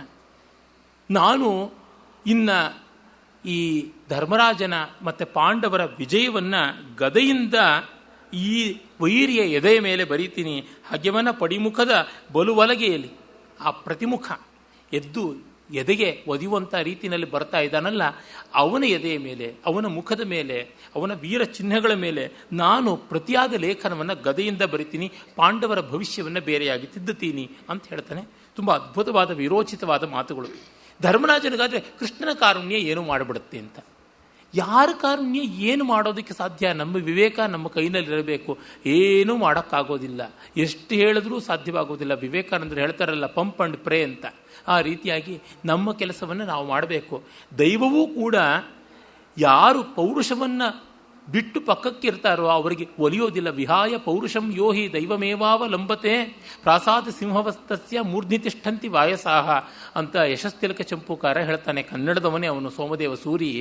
ನಮ್ಮ ಇವರ ರಾಷ್ಟ್ರಕೂಟರ ಕಾಲದಲ್ಲಿ ಇದ್ದ, ಅಮೋಘವರ್ಷನ ಆಸುಪಾಸಿನ ಕಾಲದಲ್ಲಿ ಇದ್ದಂಥವನು. ಯಾರು ಪೌರುಷವನ್ನು ಬಿಟ್ಟು ದೈವವನ್ನೇ ನೆಚ್ಚಿಕೋತಾರಲ್ಲ ಅವರು ಜನತಾ ಬಜಾರ್ ಅಂತ ಒಂದು ಪ್ರಸಿದ್ಧವಾದ ಪ್ರಾಚೀನ ಕಾಲದ ಮಾಲ್ ನಮ್ಮ ಬೆಂಗಳೂರಿನಲ್ಲಿ ಇದ್ದಂಥದ್ದು. ಅದರ ಮುಂಭಾಗದಲ್ಲಿ 2 ಸುಂದರವಾದ ಸಿಂಹಗಳ ಗೊಂಬೆಗಳಿದ್ವು. ಪ್ರಾಸಾದ ಸಿಂಹ, ಅರಮನೆಯ ಮೇಲಿನ ಸಿಂಹದ ಗೊಂಬೆಗಳ ಮೇಲೆ ಕಾಗೆ ಬಂದು ಕೂತ್ಕೊಳ್ಳುತ್ತೆ. ಅಂದರೆ ಮುಂದೆ ಏನು ಮಾಡುತ್ತೆ ಅನ್ನೋದು ಹೇಳಬೇಕಾಗಿಲ್ಲ. ಆ ಥರ ಮೂರ್ಧ್ನಿ ತಿಷ್ಠಂತಿ ವಾಯಸಾಹ, ತಿಷ್ಠಂತಿ ಇಷ್ಟಾಮಪಿ ಕುರುವಂತಿ ಅಂತ ಅಷ್ಟೇನೆ. ಈ ರೀತಿಯಾಗಿ ಆಗುತ್ತದೆ. ಅವರು ಗೊಂಬೆ ಸಿಂಹಗಳಿದ್ದಂತೆ, ಇನ್ನೇನೂ ಅಲ್ಲ. ಪೌರುಷ ತುಂಬ ಮುಖ್ಯ. ಅದಕ್ಕೇನೆ ಉದ್ಯಮೈನೇವ ಸಿದ್ಧಂತಿ ಕಾರ್ಯಾಣಿನ ಮನೋರಥೈ ನಹಿ ಸುಪ್ತಸ್ಯ ಸಿಂಹಸ್ಯ ಪ್ರವಿಶಂತಿ ಮುಖೇ ಮೃಗಾಹ ಅಂತ ಹಿತೋಪದೇಶ ಹೇಳ್ತದೆ. ಪ್ರಯತ್ನದಿಂದಲೇ ನಡೆಯಬೇಕು. ಅಂಥ ಸಿಂಹನು ಬಾಯಿ ತೆರೆದುಕೊಂಡು ನಾನು ಮೃಗರಾಜ ಅಂತಿದ್ರೆ ಇರುವೆ ಕೂಡ ಹೋಗೋದಿಲ್ಲ, ಸೊಳ್ಳೆ ಕೂಡ ಹೋಗೋದಿಲ್ಲ, ಸರಕ್ಕಂತ ವಾಪಸ್ ಬರುತ್ತವೆ. ಯಾವ ಪ್ರಾಣಿನೂ ಅದರ ಬಾಯಿಗೆ ತಾನಾಗೆ ನಡ್ಕೊಂಡು ಬರೋದಿಲ್ಲ. ಅದೇನು ರೆಡ್ ಕಾರ್ಪೆಟ್ ವೆಲ್ಕಮ್ಮ, ಆ ಚಾಚಿಕೊಂಡಿರ್ತಕ್ಕಂಥ ನಾಲಿಗೆ ಆಗುವಂಥದ್ದಲ್ಲ. ಹೀಗಾಗಿ ನಮ್ಮ ಪ್ರಯತ್ನ ಬೇಕು ಅಂತ ಆಗ ಯುದ್ಧಕ್ಕೆ ತೊಡಗುತ್ತಾರೆ. ಆ ಹೊತ್ತಿಗೆ ಇಬ್ಬರ ಮೂದಲಿಕೆಗಳು, ಮಾತಿನ ಮಲ್ಲತನ, ಆ ಕಟುಕೋಪ ಇವನ್ನೆಲ್ಲವನ್ನು ತುಂಬ ಸೊಗಸಾದ ರೀತಿಯಲ್ಲಿ ಉಜ್ವಲವಾದ ಗೌಡಿ ಶೈಲಿಯಲ್ಲಿ ಕವಿ ವರ್ಣಿಸ್ತಾನೆ. ಆ ಪದ್ಯವನ್ನು ನೋಡೋಣ.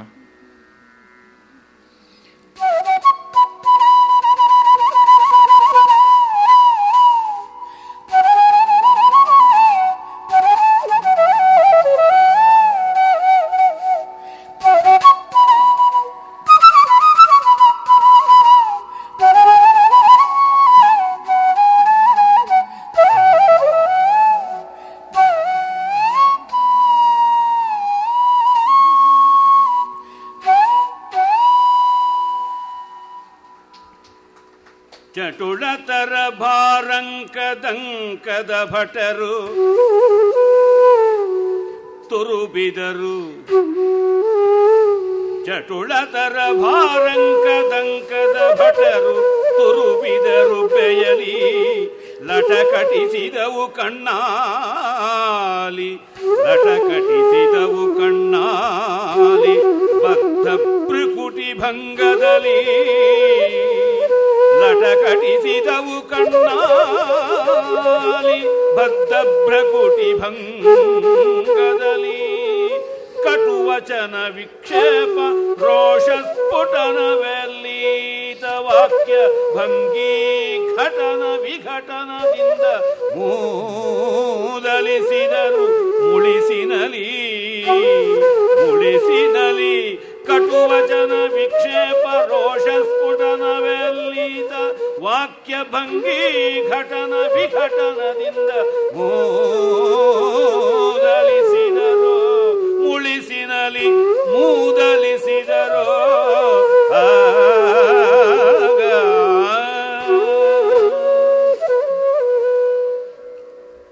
ಪರಸ್ಪರ ಮೊದಲು ಮೂದಲಿಸ್ಕೊಳ್ತಾರೆ. ಇದುವರೆಗೂ ಪರೋಕ್ಷವಾದ ಮೂದಲಿಕೆ, ಈಗ ಪ್ರತ್ಯಕ್ಷವಾದ ಮೂದಲಿಕೆ. ಒಬ್ಬ ನೀರೊಳಗಿದ್ದ, ಇನ್ನೊಬ್ಬ ನೆಲದ ಮೇಲಿದ್ದ. ಈಗ ಇಬ್ಬರು ನೆಲದ ಮೇಲಿದ್ದು ಮೂದಲಿಕೆ ಮಾಡಿದ್ರು. ಆ ಮೂದಲಿಕೆಯ ವಿವರವನ್ನು ಇಲ್ಲಿ ಕೊಟ್ಟಿಲ್ಲ ಕವಿ, ಮುಂದೆ ಬರುತ್ತದೆ. ಚಟುಳತರ ಭಾರಂಕದಂಕದ, ಭಾರಾಂಕದಂಕದ ಅಂತ ಪಾಠ ಇರಬೇಕು. ಭಟರು ತರುಬಿದರು ಉಬ್ಬೆಯಲಿ ಲಟಕಟಿಸಿದವು ಕಣ್ಣಾಲಿ, ಕಣ್ಣುಗಳು ಕೆರಳುತ್ತವೆ, ಕೆಂಪಾಗುತ್ತವೆ, ರೋಷ ಕಷಾಯಿತರಾಗ್ತಾರೆ. ಬದ್ಧ ಭ್ರುಕುಟಿ ಭಂಗದಲ್ಲಿ ಹುಬ್ಬು ಗಂಟಿಕ್ಕಿ ಮುರಿತಾರೆ. ಕಟುವಚನ ವಿಕ್ಷೇಪ ರೋಷ ಸ್ಫುಟನವೆಲ್ಲಿತ ವಾಕ್ಯ ಭಂಗೀ ಘಟನ ವಿಘಟನದಿಂದ, ಕಟುವಚನ ಕಹಿ ಕಹಿಯಾದ ಮಾತಿನಿಂದ, ವಿಕ್ಷೇಪ ಒಬ್ಬರನ್ನೊಬ್ಬರು ಆಕ್ಷೇಪ ಮಾಡಿಕೊಂಡು, ರೋಷ ಸ್ಫುಟನ ರೋಷದಿಂದ ಸ್ಫುಟವಾಗುವ, ವೇಲ್ಲಿತ ಹೆಣೆದುಕೊಂಡು ಜಡಜಡೆಯಾಗಿ ಜಟಿಲವಾದ ವಾಕ್ಸರಣಿಯಲ್ಲಿ, ಭಂಗೀ ಘಟನ ವಿಘಟನದಿಂದ ಮಾತಿನ ಬಗೆ ಬಗೆಯ ಬೆಡಗು ಭಿನ್ನಾಣ ಭಣಿತಿ ಕೊಂಕುಗಳಿಂದ ಮೂದಲಿಸಿದರು.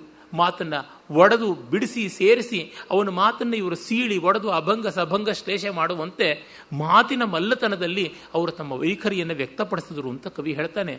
ಅಂದರೆ ಎಲ್ಲದರೊಳಗೂ ಪಳಗಿರಬೇಕು, ಮಾತಿಂದ ಏನು ಅಂತ ಅನ್ನೋಕ್ಕಾಗೋಲ್ಲ. ಮೊನ್ನೆ ರಾಜ್ಯಸಭೆಗೆ ಸುಬ್ರಹ್ಮಣ್ಯ ಸ್ವಾಮಿ ಕಾಲಿಟ್ಟ ತಕ್ಷಣ ಏನಾಯಿತು ಅನ್ನೋದು ಗೊತ್ತಿದೆ. ಬೇಕು ಅಂಥವರು, ಅವರಿಗೆ ಆ ರೀತಿಯಾಗಿಯೇ ಅದು ಉಂಟಲ್ಲ, ಪಿಶಾಚಕ್ಕೆ ಪಿಶಾಚ ಮಂತ್ರವೇ ಆಗಬೇಕು, ದೇವಮಂತ್ರ ಪ್ರಯೋಜನಕ್ಕೆ ಬರತಕ್ಕಂಥದ್ದಲ್ಲ. ಹಾಗೆ ಆ ಬಗೆಯಲ್ಲಿ ಮಾತಿನಲ್ಲಿಯೂ ತೀವ್ರವಾಗಿ ನಡೆಯಬೇಕು, ಕೃತಿಯಲ್ಲಿಯೂ ನಡೆಯಬೇಕು, ಆಯಾ ಸ್ತರಗಳಲ್ಲಿ ಉತ್ತರ ಕೊಡ್ತಾ ಇರಬೇಕು. ಹಾಗೆ ನಡೆಯದೇ ಇದ್ದರೆ ರಾಜಕೀಯ ಆಗುವಂಥದ್ದೇ ಅಲ್ಲ, ಲೋಕ ಸುಸ್ಥಿತಿ ಬರುವುದಕ್ಕೆ ಸಾಧ್ಯವಿಲ್ಲ. ಅದನ್ನು ಅವನು ಒಂದು ದಂಡಾಕಾರವಾದ ಸಮಾಸದಿಂದ ಕಟುವಚನ ವಿಕ್ಷೇಪ ರೋಷ ಸ್ಫುಟನ ವೆಲ್ಲಿತ ವಾಕ್ಯ ಭಂಗೀ ಘಟನ ವಿಘಟನ ಅಂತ ಅದೆಷ್ಟು ಮೂರ್ಧನ್ಯಾಕ್ಷರಗಳು. ಕಟು, ವಿಕ್ಷೇಪ, ರೋಷ, ಸ್ಫುಟನ, ಘಟನ, ವಿಘಟನ, ಈ ರೀತಿಯಾಗಿ ಮೂರ್ಧನ್ಯಾಕ್ಷರಗಳು, ಓಷ್ಠ್ಯ ವರ್ಣಗಳು ಇವನ್ನೆಲ್ಲ ಬಳಸಿ ಕರ್ಕಶತೆಯನ್ನು ತರ್ತಾನೆ ಅಂತ. ಅರ್ಥ ಏನಾದರೂ ಇರಲಿ, ಶಬ್ದ ಕೇಳಿದ ತಕ್ಷಣವೇ ದೊಡ್ಡ ಕೋಲಾಹಲವಿದೆ ಅಂತ ಗೊತ್ತಾಗಬೇಕು. ಹಾಗಿಲ್ಲದೇ ಇದ್ದರೆ ಕಾವ್ಯಕ್ಕೆ ಬೆಲೆ ಬರುವುದು ಎಲ್ಲಿ? ಈಗ ಎಲ್ಲ ಬಗೆಯ ಮಾತುಗಳಿಗೂ ಎಲ್ಲ ಬಗೆಯ ವರ್ಣನೆಗಳಿಗೂ ಒಂದೇ ರೀತಿಯಾದಂಥ ಮಾತುಗಳು. ಹಾಗಿದ್ದರೆ ಪ್ರಯೋಜನಕ್ಕೆ ಬರುವಂಥದ್ದಲ್ಲ. ಪ್ರತಿ ಪಂಕ್ತಿಯಲ್ಲಿಯೂ ಏನೋ ಒಂದು ಸ್ವಾರಸ್ಯ ಇರಬೇಕು. ಅದನ್ನು ಬೇರೊಂದು ರೀತಿಯಲ್ಲಿ ಸಂಗ್ರಹ ಮಾಡಿಕೊಡೋಕ್ಕೆ ಆಗಬಾರದು, ಆಗ ಅನನ್ಯತೆ ಬರುತ್ತದೆ. ಈ ಹೊತ್ತು ಸಂಸ್ಕೃತದ ಅಭಿಮಾನಿ ವರ್ಗ ಅಂತ ಇರೋರಿಗೆ ಸಂಸ್ಕೃತದ ಈ ಶಕ್ತಿಯ ಬಗ್ಗೆ ಅರಿವೇ ಇಲ್ಲ. ಮಿಕ್ಕದ್ದನ್ನು ಏನೇನೇನನ್ನೋ ಹೇಳ್ತಾ ಇದ್ದಾರೆ. ಅಲ್ಲಿ ವಿಮಾನವಿದೆ, ಚಟ್ಟವಿದೆ, ಚಡಾವಿದೆ, ಈ ಥರ ಏನೂ ಇಲ್ಲ. ಅಲ್ಲಿ ಇರುವಂಥದ್ದು ಭಂಗಿ ಭಣಿತಿ ಅಷ್ಟೇ, ಇನ್ನೇನೂ ಅಲ್ಲ. Sanskrit has the only purpose of aesthetics, ಅದು ಬಿಟ್ಟು ಮತ್ತಾವುದೂ ಅಲ್ಲ. ಅದನ್ನು ಅರ್ಥ ಮಾಡಿಕೊಳ್ಳಬೇಕು. ಅಂದರೆ ಆ ನುಡಿಯಲ್ಲಿಯೂ ಅನುಕರಣಾತೀತವಾದ ಮತ್ತು ಅನುವಾದಾತೀತವಾದ ಒಂದು ಸೊಗಸಿದೆಯಲ್ಲ, ಅದು ದೊಡ್ಡದು. ಆ ಹೊತ್ತಿಗೆ ಸರಿಯಾಗಿ ಬಲರಾಮ ಬರ್ತಾನೆ. ಅವನು ಬಂದದ್ದೇ ಕೃಷ್ಣನಿಗೆ ಸ್ವಲ್ಪ ಇರುಸುಮುರುಸು. ಅಷ್ಟು ಹೊತ್ತಿಗೆ ಬಲರಾಮ ತೀರ್ಥಯಾತ್ರೆ ಮುಗಿಸಿ, ತೀರ್ಥಯಾತ್ರೆಯ ಒಂದು ಮುಗಿತಾಯದ ಸೂಚನೆಯಾಗಿ ತೀರ್ಥವನ್ನು ಮಾಡಿಕೊಂಡು ಬಂದಿದ್ದಾನೆ ಅಂತ ಅನಿಸುತ್ತೆ. ಅವನಲ್ಲಿ ಬರ್ತಾನೆ. ಪೂರ್ವೋತ್ತರದ ದೆಸೆಯಿಂದ ವರ ಮುನಿಸ್ತೋಮದ ನಡುವೆ ಕಂದರದ ಮುಸಲದ ವಿಮಳ ನೀಲಾಂಬರದ ರಾಮನ ಸುಳಿವ ಕಂಡನು ಕೃಷ್ಣ ಪಾಂಡವರು. ಹೆಗಲ ಮೇಲೆ ನೇಗಲಿಟ್ಟುಕೊಂಡು ಕಪ್ಪು ಬಣ್ಣದ ಬಟ್ಟೆ, ನೀಲಾಂಬರ ಅಂತ ಕರಿ ಬಣ್ಣದ ಬಟ್ಟೆ, ಇನ್ನೇನೂ ಅಲ್ಲ. ಅವನು ಹಾಕ್ಕೊಂಡು ಬಂದಿದ್ದ ಸದಾ ಪ್ರೊಟೆಸ್ಟ್. ಅವನು ಕಪ್ಪು ಬಣ್ಣದ ವಸ್ತ್ರ, ಒಳ್ಳೆಯ ಧವಲ ಶರೀರ, ಅವನು ಒಳ್ಳೆ ಸ್ತೋಮವಾಗಿ ಮೈ ಬೆಳೆದಿದೆ ಕೂಡ. ಅವನು ಒಂದೇ ಒಂದು ಯುದ್ಧದಲ್ಲಿಯೂ ಗೆದ್ದದ್ದೋ ಮತ್ತೊಂದೋ ಏನು ದೊಡ್ಡದಾಗಿ ನಾವು ನೋಡಿಲ್ಲ. ಅಲ್ಲಿ ಇಲ್ಲಿ ಮಲ್ಲಯುದ್ಧ ಅಷ್ಟು ಇಷ್ಟು ಮಾಡಿದ್ದಿರ್ಬೋದು. ಅವನದೆಲ್ಲ ಒಂದು ಕಾಲದ ಸಿದ್ಧಿ, ಒಂದು ಕಾಲದ ಸಾಧನೆ ಅಂತ ಯಾವುದಿದೆ ಗೋಕುಲದಲ್ಲಿ, ಅದರಿಂದ ಆಚೆಗೆ ಅವನದು ಏನೂ ದೊಡ್ಡದಾಗಿ ಬರಲೇ ಇಲ್ಲ. ಅದಾದ ಮೇಲೆ ಆಯಿತು. ಕೆಲವರು ಇರ್ತಾರೆ ಕವಿಗಳು, ತಮ್ಮ 20ನೇ ವಯಸ್ಸಿನಲ್ಲೂ 25ನೇ ವಯಸ್ಸಿನಲ್ಲೂ ಕ್ರಾಂತಿಯ ಕರಾಳಿ, ಕ್ರಾಂತಿಯ ಕಠಾರಿ ಅಂತ ಏನೋ ಕೆಲವೊಂದು ಪದ್ಯ ಬರೆದಿರ್ತಾರೆ. ಎಲ್ಲ ಕವಿಗೋಷ್ಠಿಗೂ ಅದನ್ನೇ ತೆಗೆದುಕೊಂಡು ಓದ್ತಾ ಇರ್ತಾರೆ. ಮುಪ್ಪು ಬಂದರೂ ಕೂಡ ಬಾಟ್ಲು ಪಾರ್ಟಿಗಳಲ್ಲಿ ಮತ್ತೆ ಅದೇ ಪದ್ಯಗಳನ್ನು ಹಾಡ್ತಾ ಇರ್ತಾರೆ. ಪೇಜ್ 3 ಪರ್ಸನಾಲಿಟೀಸ್ ಆಗಿರ್ತಾರೆ. ಮತ್ತು ಅಲ್ಲಿ ಇಲ್ಲಿ ಗಾಸಿಪ್ಪು ಗಲಾಟೆ ಮಾಡ್ತಾ ಇರ್ತಾರೆ. ಬಲರಾಮ ಆ ರೀತಿಯಾದಂಥ ಜಾತಿಯವನು. ಅವನಿಗೆ ಯಾವುದೇ ಸಮಸ್ಯೆಗಳ ವಲಯಕ್ಕೆ ಬರುವಂಥ ಸಂದರ್ಭ ಆಗಲೇ ಇಲ್ಲ. ಅವನು ಇಡೀ ಆರ್ಯಾವರ್ತದ ಪ್ರಧಾನವಾದ ಎಪಿಸೆಂಟರ್ ಆಫ್ ಆಲ್ ಪ್ರಾಬ್ಲಮ್ಸ್ ಇದೆಯಲ್ಲ, ಆ ಬ್ರಹ್ಮಾವರ್ತದ ಪ್ರದೇಶದಿಂದ ಅನರ್ಥ ದೇಶಕ್ಕೆ ದೂರವಾಗಿ ಬಂದು ಬಿಟ್ಟಿದ್ದಾನೆ. ಅಂದರೆ ಯಾವುದು ಸೌರಾಷ್ಟ್ರ ಅಂತ ನಾವು ಹೇಳ್ತೀವಿ, ಆ ಒಂದು ಈ ಹೊತ್ತಿನ ಗುಜರಾತ್ನಲ್ಲಿರ್ತಕ್ಕಂಥ ದ್ವಾರಕಾದ ಆಸುಪಾಸಿನ ಪ್ರದೇಶಕ್ಕೆ. ಅಲ್ಲಿಂದ ಮೇನ್ ಲ್ಯಾಂಡಿಗೆ ಅವನಿಗೆ ಕನೆಕ್ಷನ್ನೇ ಇಲ್ಲ. ಇತ್ತ ಕಡೆಗೆ ಅವನು ಬಂದು ಹೋಗೋದು ಇಲ್ಲ. ಚೆನ್ನಾಗಿ ಇಳಿಸಿದಂಥ ಹುಳಿ ಹೆಂಡ, ಒಂದಿಷ್ಟು ಇವನ ಜಂಬವನ್ನು ಬೆಂಬಲಿಸ್ತಕ್ಕಂಥ ಒಂದಿಮಾಗದ್ರು, ಅಲ್ಲಿಗೆ ಮುಗೀತು. ಇವನಿಗೆ ಯಾವ ಹೆಣ್ಣು ಕೂಡ ಇಷ್ಟಪಟ್ಟು ಹತ್ತಿರ ಬರಲೂ ಇಲ್ಲ ಅನ್ಸುತ್ತೆ. ಪಾಪ ಬಡಪಾಯಿ ರೇವತಿ ಒಬ್ಬಳು ಕಟ್ಟಿಕೊಂಡಿದ್ದಕ್ಕೆ ಇನ್ನೇನು ಮಾಡೋಕ್ಕೆ ಸಾಧ್ಯವಿಲ್ಲ ಅಂತ. ಹಾಗಾಗಿ ಆಗ ಈಗ ಕೆಲವರು ದುರ್ಯೋಧನಾದಿಗಳು ಬಂದು ಇವನು ಕೃಷ್ಣನ ಅಣ್ಣನಾಗಿದ್ದರಿಂದ ಯಾದವರೊಳಗೆ ಭೇದವನ್ನು ತರಬಹುದು ಅಂತ ಇವನನ್ನು ಗೌರವದಿಂದ ಕಾಣ್ತಾ ಇದ್ರು. ಏನು ಆ ಥರದವನು ಈಗ ಎಲ್ಲ ಬಿಟ್ಟು ಬಂಗಿನೆಟ್ಟ ಅಂತ ತೀರ್ಥಯಾತ್ರೆ ಮಾಡಿ ಅದು ಬೇರೆ ಬಂದಿದ್ದಾರೆ. ಅವನ ತೀರ್ಥಯಾತ್ರೆಯಿಂದ ಯಾವ ಲೋಕೋದ್ಧಾರವಾಯಿತೋ ಗೊತ್ತಿಲ್ಲ. ಒಂದು ತುಂಬ ದೊಡ್ಡ ಪ್ರಯೋಜನವಾಗಿದೆ. ಅದು ಆ ಕಾಲಕ್ಕಲ್ಲ, ಈ ಕಾಲಕ್ಕೆ. ಅದು ಸರಸ್ವತಿ ನದಿ ಎಲ್ಲಿ ಹರಿತಾ ಇತ್ತು ಅನ್ನೋದು ಇವನ ಪುಣ್ಯಾತ್ಮನ ತೀರ್ಥಯಾತ್ರೆಯಿಂದ ಗೊತ್ತಾಯಿತು. ಇಲ್ಲದೇ ಇದ್ರೆ ನಮಗೆ ಕಷ್ಟವಾಗ್ತಾ ಇತ್ತು. ಶಲ್ಯ ಪರ್ವದ ಕಡೆಯಲ್ಲಿ, ಸೌಪ್ತಿಕ ಪರ್ವದ ಆದಿಯಲ್ಲಿ ಈ ವಿವರಗಳು ಬರ್ತವೆ. ಅದರಿಂದ ನಮಗೆ ಗೊತ್ತಾಗುತ್ತದೆ. ಅಂತೂ ಸರಸ್ವತಿ ನದಿ ಇರುವುದಕ್ಕೆ ಮಹಾಭಾರತ ಒಂದು ದೊಡ್ಡ ಉಲ್ಲೇಖ ಕೊಡುವಂತೆ ಆ ಇಡೀ ಪರಿಸರದ ವರ್ಣನೆ, ಪಾಂಡವರು ಕೂಡ ಹಿಂದೆ ಅಲ್ಲಿ ತೀರ್ಥಯಾತ್ರೆ ಮಾಡಿದ ವರ್ಣನೆ ತೀರ್ಥಯಾತ್ರೋಪರ್ವದಲ್ಲಿ ಉಂಟು. ಅಂದರೆ ಯಾರು ಯಾವುದೋ ಒಂದು ಕಾಲದ ಸಿದ್ಧಿ ಮಾಡಿಕೊಂಡು ಬೋಳಿ ತಲೆ ತುರುಪು ನೆನೆಸ್ಕೊಂಡ್ಲು ಅನ್ನೋ ತರಹ ಮಾಡ್ತಾ ಇದ್ದರೆ ಪ್ರಯೋಜನಕ್ಕೆ ಬರೋಲ್ಲ. ನಿರಂತರವಾಗಿ ಕೃಷಿ ನಡೀತಾ ಇರಬೇಕು. ನಮಗೆ ಯಾರು ಎದುರಾಳಿಗಳಿಲ್ಲದೆ ಇರಬಹುದು. ಕಲ್ಪಿತವಾಗಿ ನಮ್ಮ ಸಾಧನೆಯನ್ನು ನಾವು ಯಾರೋ ಎದುರಾಳಿ ಇದ್ದಾನೆ ಅಂತ ಭಾವಿಸಿಕೊಂಡು ಮಾಡಬೇಕು. ತುಕ್ಕಾಗಬಾರ್ದು. ಅದು ಬಹಳ ಮುಖ್ಯ. ಕೃಷ್ಣನಿಗಿರುವ ಆ ವಿವೇಕ ಬಲರಾಮನಿಗೆ ಎಂದೂ ಇಲ್ಲ. ಜೊತೆಗೆ ಧರ್ಮದ ಪಕ್ಷದಲ್ಲಿ ನಡೆಯಬೇಕು ಅನ್ನುವುದು ಒಂದಿಷ್ಟು ಇಲ್ಲ. ಬರ್ತಾನೆ ಅವನು ಬಂದು, ಉಳಿದು ದೀಚೆ ಲೀಸು ಬಲವಿವನು ಉಳಿದವನೊಬ್ಬನೇ ದೈವಗತಿಗಾರಳಲಿ ಮಾಡುವುದೇನೆನ್ನುತ್ತಾ ನುಡಿಸಿದನು ಕುರುಪತಿಯ. ಅಯ್ಯೋ, 18 ಅಕ್ಷೌಣಿ ಸೈನ್ಯ ಇದ್ದಾಗ ನಿನ್ನದು 11 ಆಗಿತ್ತು. ಇಂಥವನು ನೀನು ಏಕಾಕಿಯಾದಿಯಲ್ಲ ಅಂತ ಬಲರಾಮ ದುಃಖ ಪಡ್ತಾನೆ. ಈ ಸ್ಥಿತಿಗೆ ತಂದವನು ಆ ಪಾಪಿಯೇ ಅಲ್ಲವಾ ಅಂತ ಇವನಿಗೆ ಬರುವುದೇ ಇಲ್ಲ ವಿವೇಕ. ಅಂದರೆ ನೋಡಿ, ಅಯ್ಯೋ ಅಂತ ಅನ್ನೋದೇ ಜಾಸ್ತಿ. ತುಂಬ ಜನಕ್ಕೆ ಹಾಗೇನೆ, ಅಯ್ಯೋ ಕೊನೆಗಾಲದಲ್ಲಿ ಏನು ಮಾಡೋದು, ಅನ್ಯಾಯ ಮಾಡಬಾರ್ದು, ನೋಯಿಸಬಾರ್ದು ಅಂತ. ಇಷ್ಟು ದುಸ್ಥಿತಿಗೂ ಕಾರಣರಾದವರು ಅವರೇ ಅಲ್ವಾ. ಅದನ್ನು ಮಾತ್ರ ಮರೀದೇ ಇದ್ದರೆ ಹೇಗೆ? ಅವನು ಬಂದು ಮುತ್ತಿನಂಥ ಮಾತು ಅಂತ ಅಂದುಕೊಂಡು ಹೇಳ್ತಾನೆ. ಎತ್ತಿನ ಸಗಣಿಯಂಥ ಮಾತನ್ನು ಕೇಳಿ.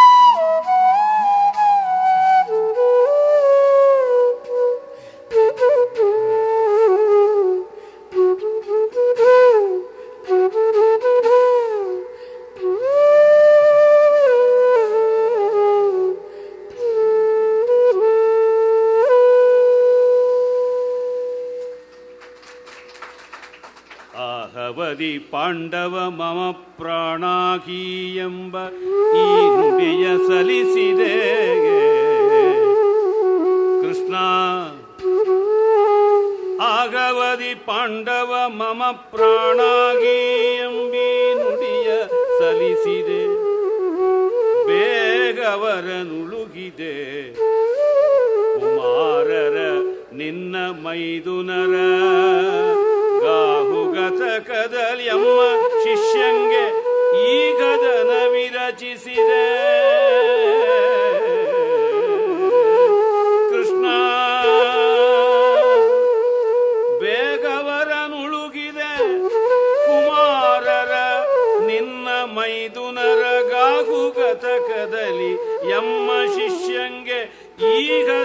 ವಿರಚಿಸಿದೆ ನಿನ್ನಯ ಮೋಹದವರೇ ಗೆಲಲಿ, ನಿನ್ನಯ ಮೋಹದವರೇ ಗೆಲಲಿ ಎಂದನು ಹರಿಗೆ ಬಲರಾಮ,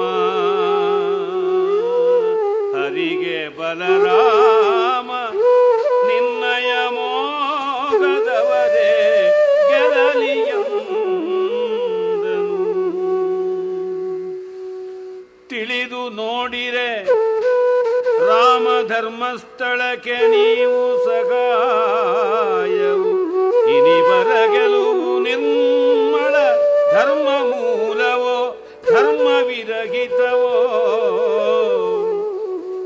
ಚಲವ ಬಿಡಿರೆ ನಿಮ್ಮ ಶಿಷ್ಯನು ಕಲಿವ್ರಕೋದರನಲ್ಲವೇ, ಚಲವ ಬಿಡಿರೆ ನಿಮ್ಮ ಶಿಷ್ಯನು ಕಲಿವ್ರಕೋದರನಲ್ಲವೇ. ತವೆ ಬಳಸಬಹುದೇ ಪಕ್ಷಪಾತ, ತವೆ ಬಳಸಬಹುದೇ ಪಕ್ಷಪಾತದೊಳು ಎಂದನು ಅಸುರಾರಿ.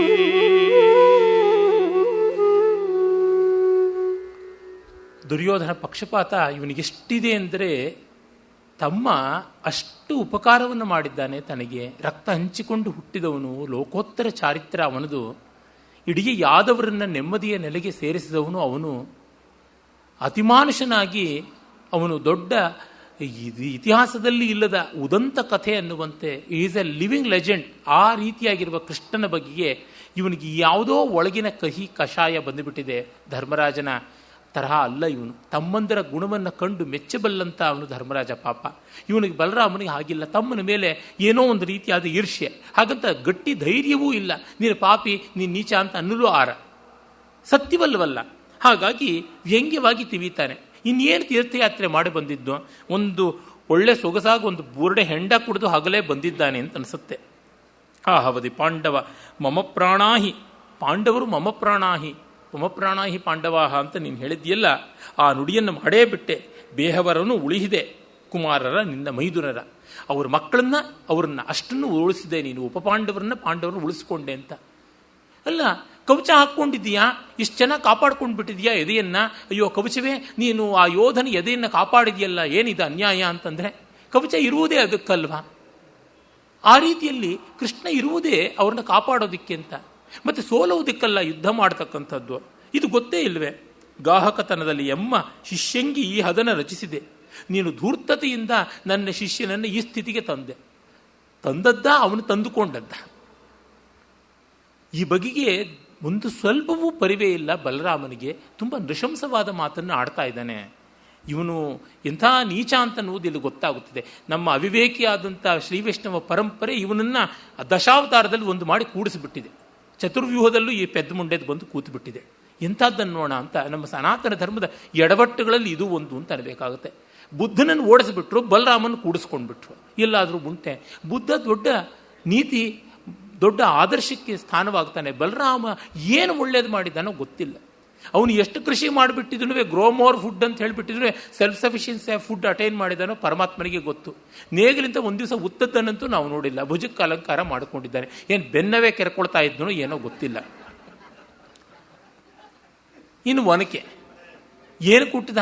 ಏನು ತೌಡು ಕುಟ್ಟಿದ್ದಷ್ಟೇ ಬಂತು, ಇನ್ನೇನೂ ಇಲ್ಲ. ಇನ್ನು ಬುರುಡೆ ಹೆಂಡ, ಅದಂತೂ ಚೆನ್ನಾಗಿ ಗೊತ್ತಿದೆ. ಅವನು ಹೊಗಳುವಾಗಲೂ ಕೂಡ ಸಂಸ್ಕೃತ ಕಾವ್ಯದವರೆಲ್ಲ ಉದಯನವೆಂದು ಸವರ್ಣ ವಾಸವದತ್ತ ಬಲೋ ಬಲಸ್ಯ ಭುಜೌ ಪಾತಾಂ ಅಂತಲೇ ಭಾಸನಂತವರು ಮೊದಲುಗೊಂಡು ಉದಯಿಸ್ತಾ ಇರತಕ್ಕಂಥ ಸೂರ್ಯನೆದುರಿಗೆ ಕೆಂದಾವರಿಯಂತೆ ಅರಳ್ತಾ ಇರತಕ್ಕಂಥ ಕಮಲಗಳ ಹಾಗೆ ಕಣ್ಣು ಮದ್ಯಪಾನದಿಂದ ಕೆಂಪಾಗಿ ಮದ್ಯ ಕುಡಿದು ದುರ್ಬಲವಾದ ಬಲರಾಮನ ತೋಳುಗಳು ನಮ್ಮನ್ನು ಕಾಪಾಡಲಿ ಅಂತಲೇ ಸ್ವಪ್ನವಾಸವದತ್ತದ ಮಂಗಳ ಶ್ಲೋಕ. ಆಸವದತ್ತ ಅಬಲೌ ಭುಜೌ ಬಲಸ್ಯ ಪಾತಾಂ ಅಂತಲೇ ಬರ್ತಕ್ಕಂಥದ್ದು.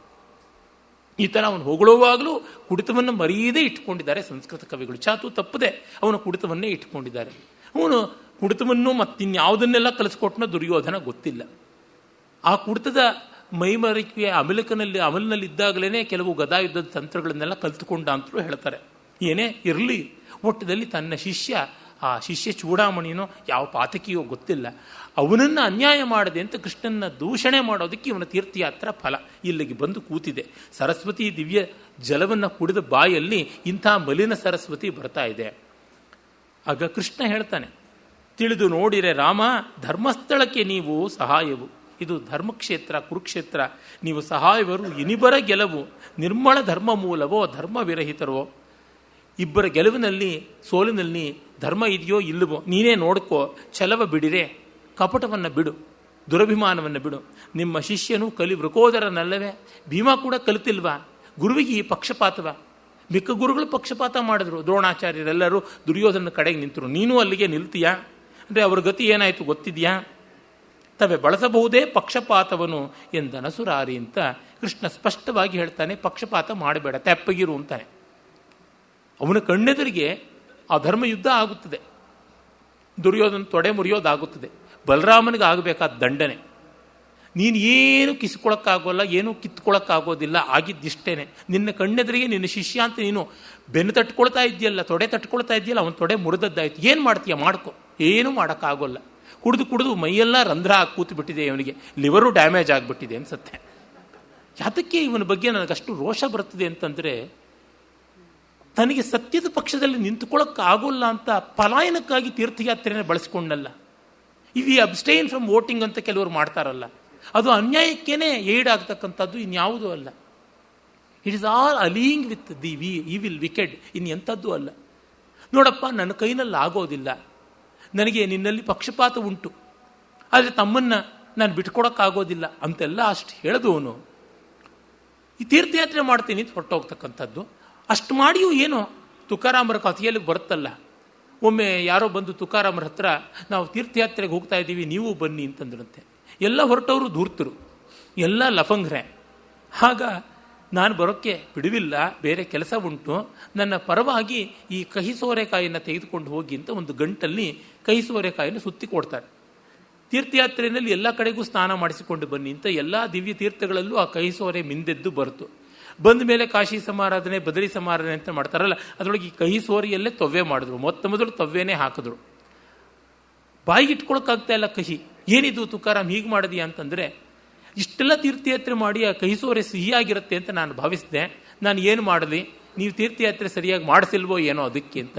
ಹೀನ ಸೋಳೆ ಬೋಳಿಸಿದ್ರೆ ಹೋಗುತ್ತಾ ಅಂತಾರಲ್ಲ, ಆ ರೀತಿಯಲ್ಲಿ ಇಷ್ಟು ತೀರ್ಥಯಾತ್ರೆ ಮಾಡಿದ ಮೇಲೆ ದುರ್ಯೋಧನ ನೀಚ ಅಂತ ಹೇಳೋ ಧೈರ್ಯ ಬರಬೇಕಲ್ಲ. ಇಷ್ಟು ಜನಕ್ಷಯ ಮಾಡಿದವನು ಪಾಪಿ ನೀನು ಅಂತ ಅನ್ನುವ ಧೈರ್ಯ ಬಂದಿಲ್ವಲ್ಲ ಇವನಿಗೆ. ಇನ್ನೇನು ಉಳ್ತಾನೆ? ಇವನು ಉತ್ತ ಜಾಗದಲ್ಲಿ ಬೆಳೆ ಬೆಳೆಯುತ್ತಾ, ಬಿತ್ತ ಜಾಗದಲ್ಲಿ ಮೊಳಕೆ ಹೊಡೆಯುತ್ತದ? ನಮ್ಮಲ್ಲಿ ರಾಂಗ್ ಐಡಿಯಲ್ಸ್, ರಾಂಗ್ ಸ್ಟ್ಯಾಚ್ಯೂಸ್ ಅನ್ನುವಂಥದ್ದು ಎಷ್ಟು ಬಂದಿದೆ ಅಂತ ಅನ್ನೋದು ಗೊತ್ತಾಗುತ್ತದೆ. ತುಂಬ ತುಂಬ ಅನ್ಯಾಯವಾದದ್ದು. ಬಲರಾಮ ಅಕ್ಷಮ್ಯ ಆಗಿಬಿಟ್ಟ.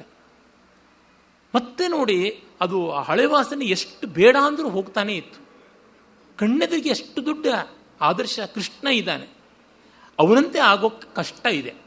ಅವನ ದಾರಿಗೆ ಅಡ್ಡ ಬಡದೇ ಇದ್ದರೆ ಆಯ್ತಲ್ಲ, ಅದೂ ಮಾಡ್ತಾ ಇಲ್ಲ.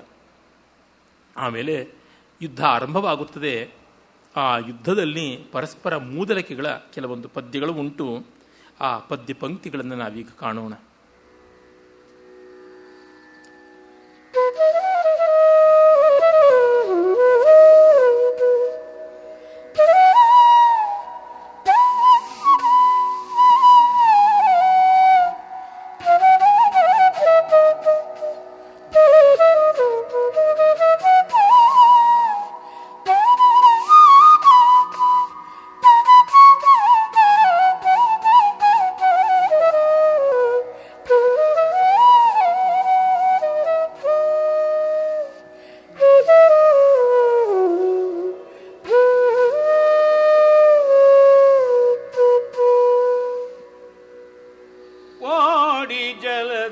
ಮುಳುಗಿದವರಿಗೆ ಕೋಡಿಯುಂಟೆ, ಓಡಿ ಜಲದಲ್ಲಿ ಮುಳುಗಿದವರಿಗೆ ಕೋಡಿಯುಂಟೆ.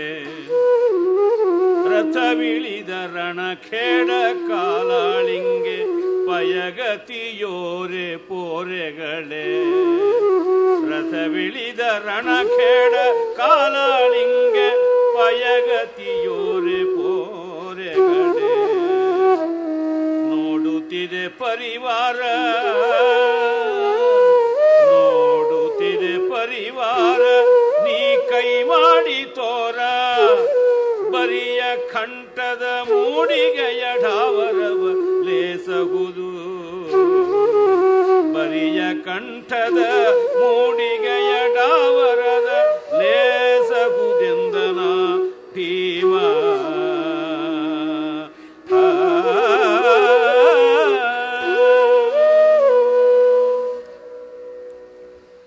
ಭೀಮ ಬೈತಾನೆ, ಓಡಿ ಜಲದಲ್ಲಿ ಮುಳುಗಿದವರಿಗೆ ಕೋಡಿ ಉಂಟೆ, ಪಲಾಯನ ಮಾಡಿ ನೆಲದಲ್ಲಿ ನಿಲ್ಲದೆ ನೀರೊಳಗೆ ಅವತಿಕೊಂಡಂಥ ನಿನಗೂ ಪರಾಕ್ರಮ ಉಂಟಾ, ನಿನಗೂ ಧೈರ್ಯ ಅನ್ನೋದು ಉಂಟಾ? ರಥವಿಳಿದ ರಣಕೇಡ ಕಾಲಾಳಿಂಗೆ ಪೈಗತಿ ಓರೆ ಪೋರೆಗಳೇ. ರಥ ಇಳಿದು ಪಲಾಯನ ಮಾಡತಕ್ಕಂಥವನಿಗೆ ಸದ್ಗತಿ ಸಿಗುತ್ತದೆಯಾ? ಅವನಿಗೆ ಒಳ್ಳೆಯ ಪಿತೃತರ್ಪಣ ಸಿಗುತ್ತದೆಯಾ? ನೋಡುತ್ತಿದೆ ಪರಿವಾರ ನೀ ಕೈ ಮಾಡಿ ತೋರ. ಮೊದಲು ನಿನ್ನ ಕೈಯಲ್ಲಿ ಪರಾಕ್ರಮವನ್ನು ತೋರಿಸು, ಆಯುಧ ಪ್ರಯೋಗ ಮಾಡು. ಎರಡಿಯ ಪರಿವಾರ, ಪಾಂಡವ ಪರಿವಾರ ನೋಡ್ತಾ ಇದೆ. ಕಂಠದ ಮೂಡಿಗೆಯ ಡಾವರದ ಲೇಸಹುದು. ಕಂಠದ ಮೂಡಿಗೆ ತುಂಬ ಮಾರ್ಮಿಕವಾದ ಪದಪ್ರಯೋಗ. ಕೊರಳಿನ ಬತ್ತಳಿಕೆಯ ಬಿಂಕ ಸಾಕು ಅಂತ. ಕೊರಳ ಬತ್ತಳಿಕೆಯಿಂದ ಮಾತಿನ ಬಾಣಗಳು ಬರ್ತಾ ಇರ್ತವೆ.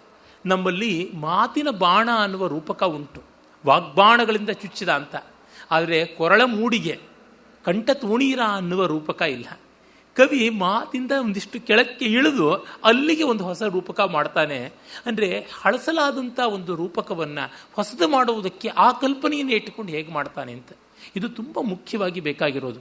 ಯಾವುದೋ ಕೆಲವು ರಾಗಗಳಿಗೆ ಯಾವುದೋ ಒಂದು ಸ್ಥಾಯಿಯ ಸಂಚಾರ ಮಾತ್ರ ಚೆನ್ನ ಅಂತಿರುತ್ತೆ. ಅದನ್ನು ಸ್ವಲ್ಪ ಆಚೆ ಈಚೆ ಮಾಡಿ ನೋಡೋಣ, ಆ ರಾಗದ ಸ್ಥಾಯಿಯ ವ್ಯತ್ಯಾಸದಿಂದ ಏನಾದರೂ ಸ್ವಲ್ಪ ನಾವೀನ್ಯ ಬರುತ್ತದ, ಈ ಪ್ರಯೋಗ ಮಾಡಬೇಕು. ನಮ್ಮಲ್ಲಿ ತುಂಬ ಪ್ರಯೋಗ ಮಾಡುವುದ್ರ ಬಗ್ಗೆ ಧೈರ್ಯವೇ ಇಲ್ಲ ಜನಕ್ಕೆ, ಕಳ್ಕೊಳ್ಳೋಕ್ಕೆ ಏನೂ ಇಲ್ಲ. ನನ್ನ ಸ್ನೇಹಿತ ಅವನ ಹೆಂಡತಿಗೆ ಹೇಳ್ತಾ ಇರ್ತಾನೆ, ನೀನು ಸಂಗೀತದಲ್ಲಿ ದೊಡ್ಡದಾದ ಹೆಸರು ಏನು ಪಡ್ಕೊಂಡಿದ್ಯಾ ಅಂತ ಕಳ್ಕೊಳ್ಳೋದಕ್ಕೆ ಹಂಚಿಕೊಡ್ತೀಯಾ ಅಂತ. ಸಂಪಾದಿಸಿಯೇ ಇಲ್ಲ, ಕಳ್ಕೊಳ್ಳೋದೇನು, ಪ್ರಯೋಗ ಮಾಡು ಅಂತ ಹೇಳ್ಬಿಟ್ಟು. ತುಂಬ ಜನಕ್ಕೆ ಆ ರೀತಿಯಾಗಿರುತ್ತದೆ. ನಾವು ಏನಾಗ್ಬಿಡ್ತೀವೋ, ಎಂಥದ್ದು ಏನು ಅಂತ ಏನೂ ಆಗೋದಿಲ್ಲ, ಇದ್ದಲ್ಲಿಯೇ ಇರ್ತೀವಿ ಹೆಚ್ಚಂತಂದರೆ. ಪದಕುಸಿಯೇ ನೆಲವೆಹುದು ಮಂಕುತಿಮ್ಮ. ಮನೆಯಲ್ಲಿ ಪ್ರಯೋಗ ಮಾಡೋಣ, ಚೆನ್ನಾಗಾದರೆ ಸಾರ್ವಜನಿಕವಾಗಿ ತೋರಿಸೋಣ, ಬೀದಿನಲ್ಲಿ ಪ್ರಯೋಗ ಮಾಡಬೇಕಾಗಿಲ್ಲ. ಮನೆಯೊಳಗೆ ನಮ್ಮ ಅಭ್ಯಾಸದ ಕಾಲದಲ್ಲಾದರೂ ಪ್ರಯೋಗ ಮಾಡಿಕೊಳ್ಳದೆ ಇದ್ದರೆ ಹೇಗೆ? ಆ ಧೈರ್ಯ ಅನ್ನೋದು ಇಲ್ಲದೆ ಇದ್ದರೆ ಶಾಸ್ತ್ರ, ಕಲೆ, ವಿಜ್ಞಾನಾದಿಗಳು ಬೆಳೆಯುವುದು ಹೇಗೆ?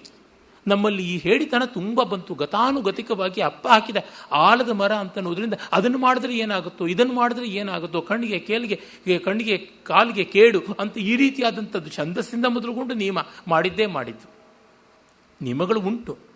ಆ ನಿಯಮಗಳ ಸಾರಾಸಾರತೆಯನ್ನು ನಾವು ಹೋಗಿ ಪರೀಕ್ಷೆ ಮಾಡೋಣ, ಅದರ ಬಗ್ಗೆ ಗೌರವ ಇಟ್ಟುಕೊಂಡೇ ಅನ್ವೇಷಣೆ ಮಾಡೋಣ ಅನ್ನೋದು ಇಲ್ಲ. ಇಲ್ಲಿ ಕುಮಾರವ್ಯಾಸ ಅದೆಷ್ಟು ಚೆನ್ನಾಗಿ ಒಂದು ಹೊಸ ರೂಪಕ ಮಾಡಿದ್ದಾನೆ. ಕಂಠದ ಮೂಡಿಗೆಯ ಡಾವರದ ಲೇಸಹುದು. ಎಂಥದ್ದದು ಬಿಂಕ, ಬರೀ ಮಾತಿನ ಮಲ್ಲತನ ಬೇಡ ಅಂತಾನೆ.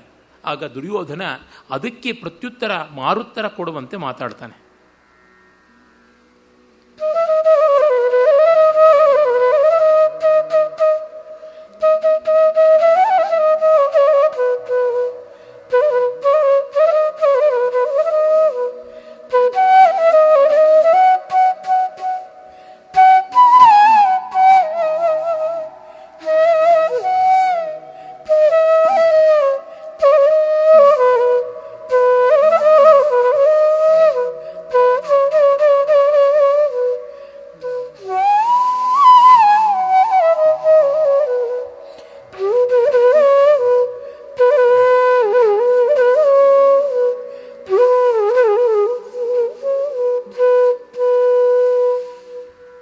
ಆಟವಿಕ ಸಂಘದಲ್ಲಿ ಬಹುವಾಚಾಟ ನೀನಗೆ, ನಿನ್ನ ಪುಣ್ಯದ ತೋಟವನು ತರಿದೊಟ್ಟಿ ನಿಮ್ಮೈವರನು ಯಮಪುರದ ಗೋಟಿನಲ್ಲಿ ಗುರಿ ಮಾಡುವೆನು. ಆಟವಿಕ ಸಂಘದಲ್ಲಿ ಬಹುವಾಚಾಟ ನೀನಗೆ, ನಿನ್ನ ಪುಣ್ಯದ ತೋಟವನು ತರಿದೊಟ್ಟಿ ನಿಮ್ಮೈವರನು ಯಮಪುರದ ಗೋಟಿನಲ್ಲಿ ಗುರಿ ಮಾಡುವೆನು. ಜೂಜಾಟದಲ್ಲಿ ನೀವರಿಯಿರೆ, ಜೂಜಾಟದಲ್ಲಿ ನೀವರಿಯಿರೆ ಬೊಬ್ಬಾಟ, ಜೂಜಾಟದಲ್ಲಿ ನೀವರಿಯಿರೆ ಬೊಬ್ಬಾಟ ಒಂದೇ ನಾಯಿತೆಂದನು ಜರೆದ ಜರೆದು ಕುರುರಾಯ ಜೂಜಾಟದಲ್ಲಿ ನೀವರಿಯರೆ ಬೊಬ್ಬಾಟ ಒಂದೇನಾಯಿತೆಂದನು ಜರೆದು ಕುರುರಾಯ.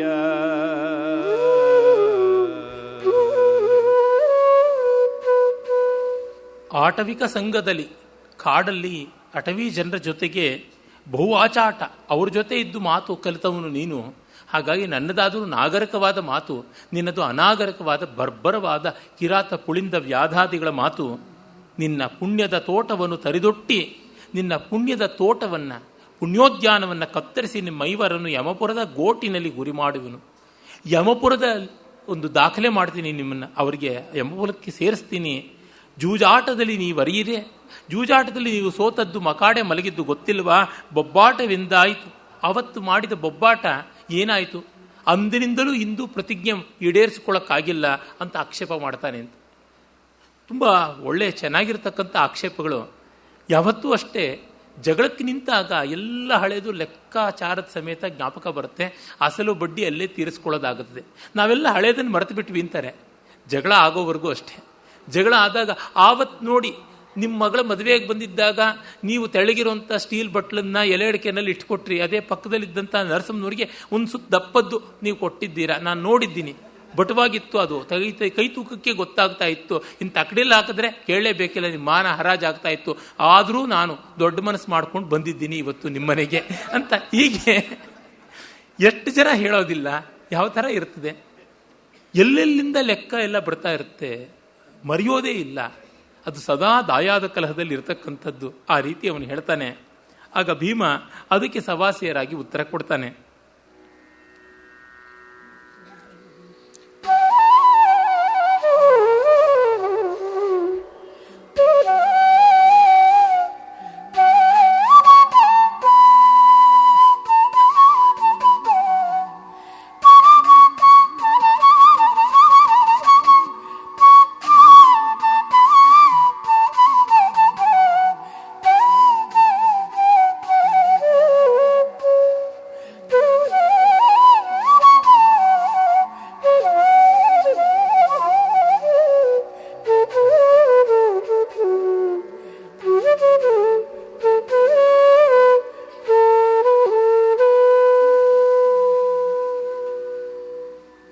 ಶಕುನಿ ಕಲಿಸಿದ ಕಪಟದಲ್ಲಿ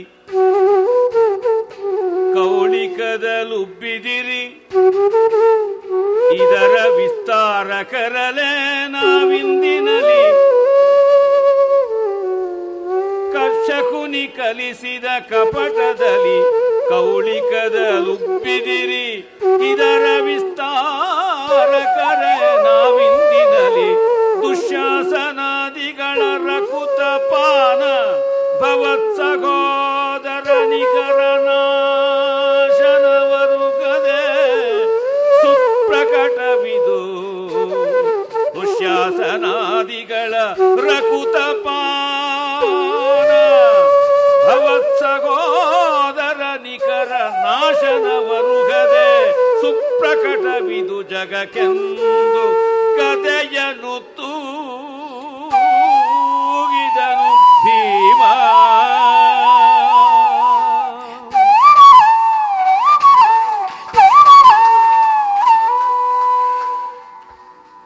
ಪ್ರತಿಮಧ್ಯಮ ರಾಗಗಳಿಗಿರುವ ಅಪ್ರತಿಮಧ್ಯಮವಾದ ಕಠೋರತೆ, ತೀವ್ರತೆ ಎಷ್ಟು ಸೊಗಸಾದದ್ದು ಷಣ್ಮುಖ ಪ್ರಿಯದಲ್ಲಿ. ಶಕುನಿ ಕಲಿಸಿದ ಕಪಟದಲ್ಲಿ, ನೀವು ದ್ಯೂತದಲ್ಲಿ ಗೆದ್ದದ್ದನ್ನು ದೊಡ್ಡ ಸಾಧನೆ ಅಂತ ಹೇಳ್ಕೋತಿರಲ್ಲ, ಕಪಟದಲ್ಲಿ, ಕೌಳಿಕದಲ್ಲಿ, ವಂಚನೆಯಲ್ಲಿ ಉಬ್ಬಿದಿರಿ, ಅದರೊಳಗೆ ನಿಮ್ಮ ಕೊಬ್ಬು ಹೆಚ್ಚಾದದ್ದು. ಇದರ ವಿಸ್ತಾರಕರೇ ನಾವು ಇಂದಿನಲ್ಲಿ. ಅದನ್ನು ವಿಸ್ತರಿಸಿದವರು ನಾವು. ಏನು ಮಾಡಿದ್ವಿ? ಆವತ್ತು ನೀವು ಒಂದೊಂದು ಜೂಜಿನ ಕಾಯಿಗಳನ್ನು ನಡೆಸಿದಿರಿ, ದಾಳಗಳನ್ನು ಉರುಳಿಸಿದಿರಿ, ನಾವು ತಲೆಗಳನ್ನು ಉರುಳಿಸಿದ್ವಿ, ಸೇನೆಯನ್ನು ಮುನ್ನಡೆಸಿದ್ವಿ, ಇಡೀ ಹಾಸಂಗಿಗಳನ್ನು ನೀವೊಂದು ಕಿತ್ತುಕೊಂಡ್ರಿ. ಇಂದು ನಿಮ್ಮ ಸಾಮ್ರಾಜ್ಯವನ್ನೇ ಸುತ್ತಿ ಕಿತ್ತುಕೊಳ್ತಾ ಇದ್ದೀವಿ. ಆ ಒಂದು ಪರಿಭಾಷೆಯಲ್ಲೇನೆ ನಾವು ಗೆದ್ದಿದ್ದೀವಿ. ದುಶ್ಯಾಸನಾದಿಗಳ ರಕ್ತಪಾನ ಅದನ್ನು ಮಾಡಿದ್ದಾಗಿದೆ. ಭವತ್ ಸಹೋದರ ನಿಖರ ನಾಶ, ಇದೆಲ್ಲ ಕೇವಲ ಮಾತಿನ ಮಲ್ಲತನವ ಅಲ್ಲ. ನಿನ್ನ 99 ಜನ ಸಹೋದರರು ನಾಶವಾಗಿದ್ದಾರೆ. ಪ್ರತಿಜ್ಞೆ ಈಡೇರಿದೆ. ಈಗಿದು ಊರು ಭಂಗವೂ ಆಗುತ್ತದೆ, ಮುಕುಟ ಭಂಗವೂ ಆಗುತ್ತದೆ, ದುಶ್ಯಾಸನ ರಕ್ತಪಾನವೂ ಆಗಿದೆ, ಇನ್ನು ದ್ರೌಪದಿಯ ವೇಣಿ ಸಂಹಾರವೂ ಆಗುತ್ತದೆ ಅಂತ ಹೇಳ್ತಾನೆ. ಸುಪ್ರಕಟವಿದು ಜಗಕ್ಕೆಂದು ಗದೆಯ ತೂಗಿದನು ಭೀಮ. ಎಲ್ಲ ಗೊತ್ತಾಗಿದೆ ನಮ್ಮ ಸಾಧನೆ. ನೀನು ಕೋಲಾಹಲ ಮಾಡ್ತಾ ಇದೆಯಾ, ನಾವೇನೂ ಮಾಡಿಲ್ಲ ಅಂತ ಜಗಕ್ಕೆ ಗೊತ್ತಾಗಿದೆ. ನೀನೇ ಇನ್ನು ಇಲ್ಲವಾಗುತ್ತೀಯ. ಇನ್ನು ಪರಲೋಕದಲ್ಲಿ ನೀನು ನಮ್ಮ ವಿಜಯವಾರ್ತೆಯನ್ನು ಹೇಳೋದಕ್ಕೆ ಹೋಗ್ತಕ್ಕಂಥ ಕೊನೆಯ ಭಟ ಅನ್ನುವ ಅರ್ಥದಲ್ಲಿ ಮಾತಾಡ್ತಾನೆ.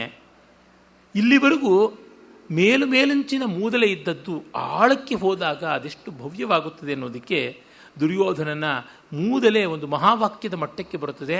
ಅದಕ್ಕೆ ಮಹಾವಾಕ್ಯವಾಗಿ ಇನ್ನೊಂದನ್ನು ಕೊಡ್ತಾನೆ ಭೀಮ. ಆ ಪದ್ಯಗಳನ್ನು ನೋಡೋಣ.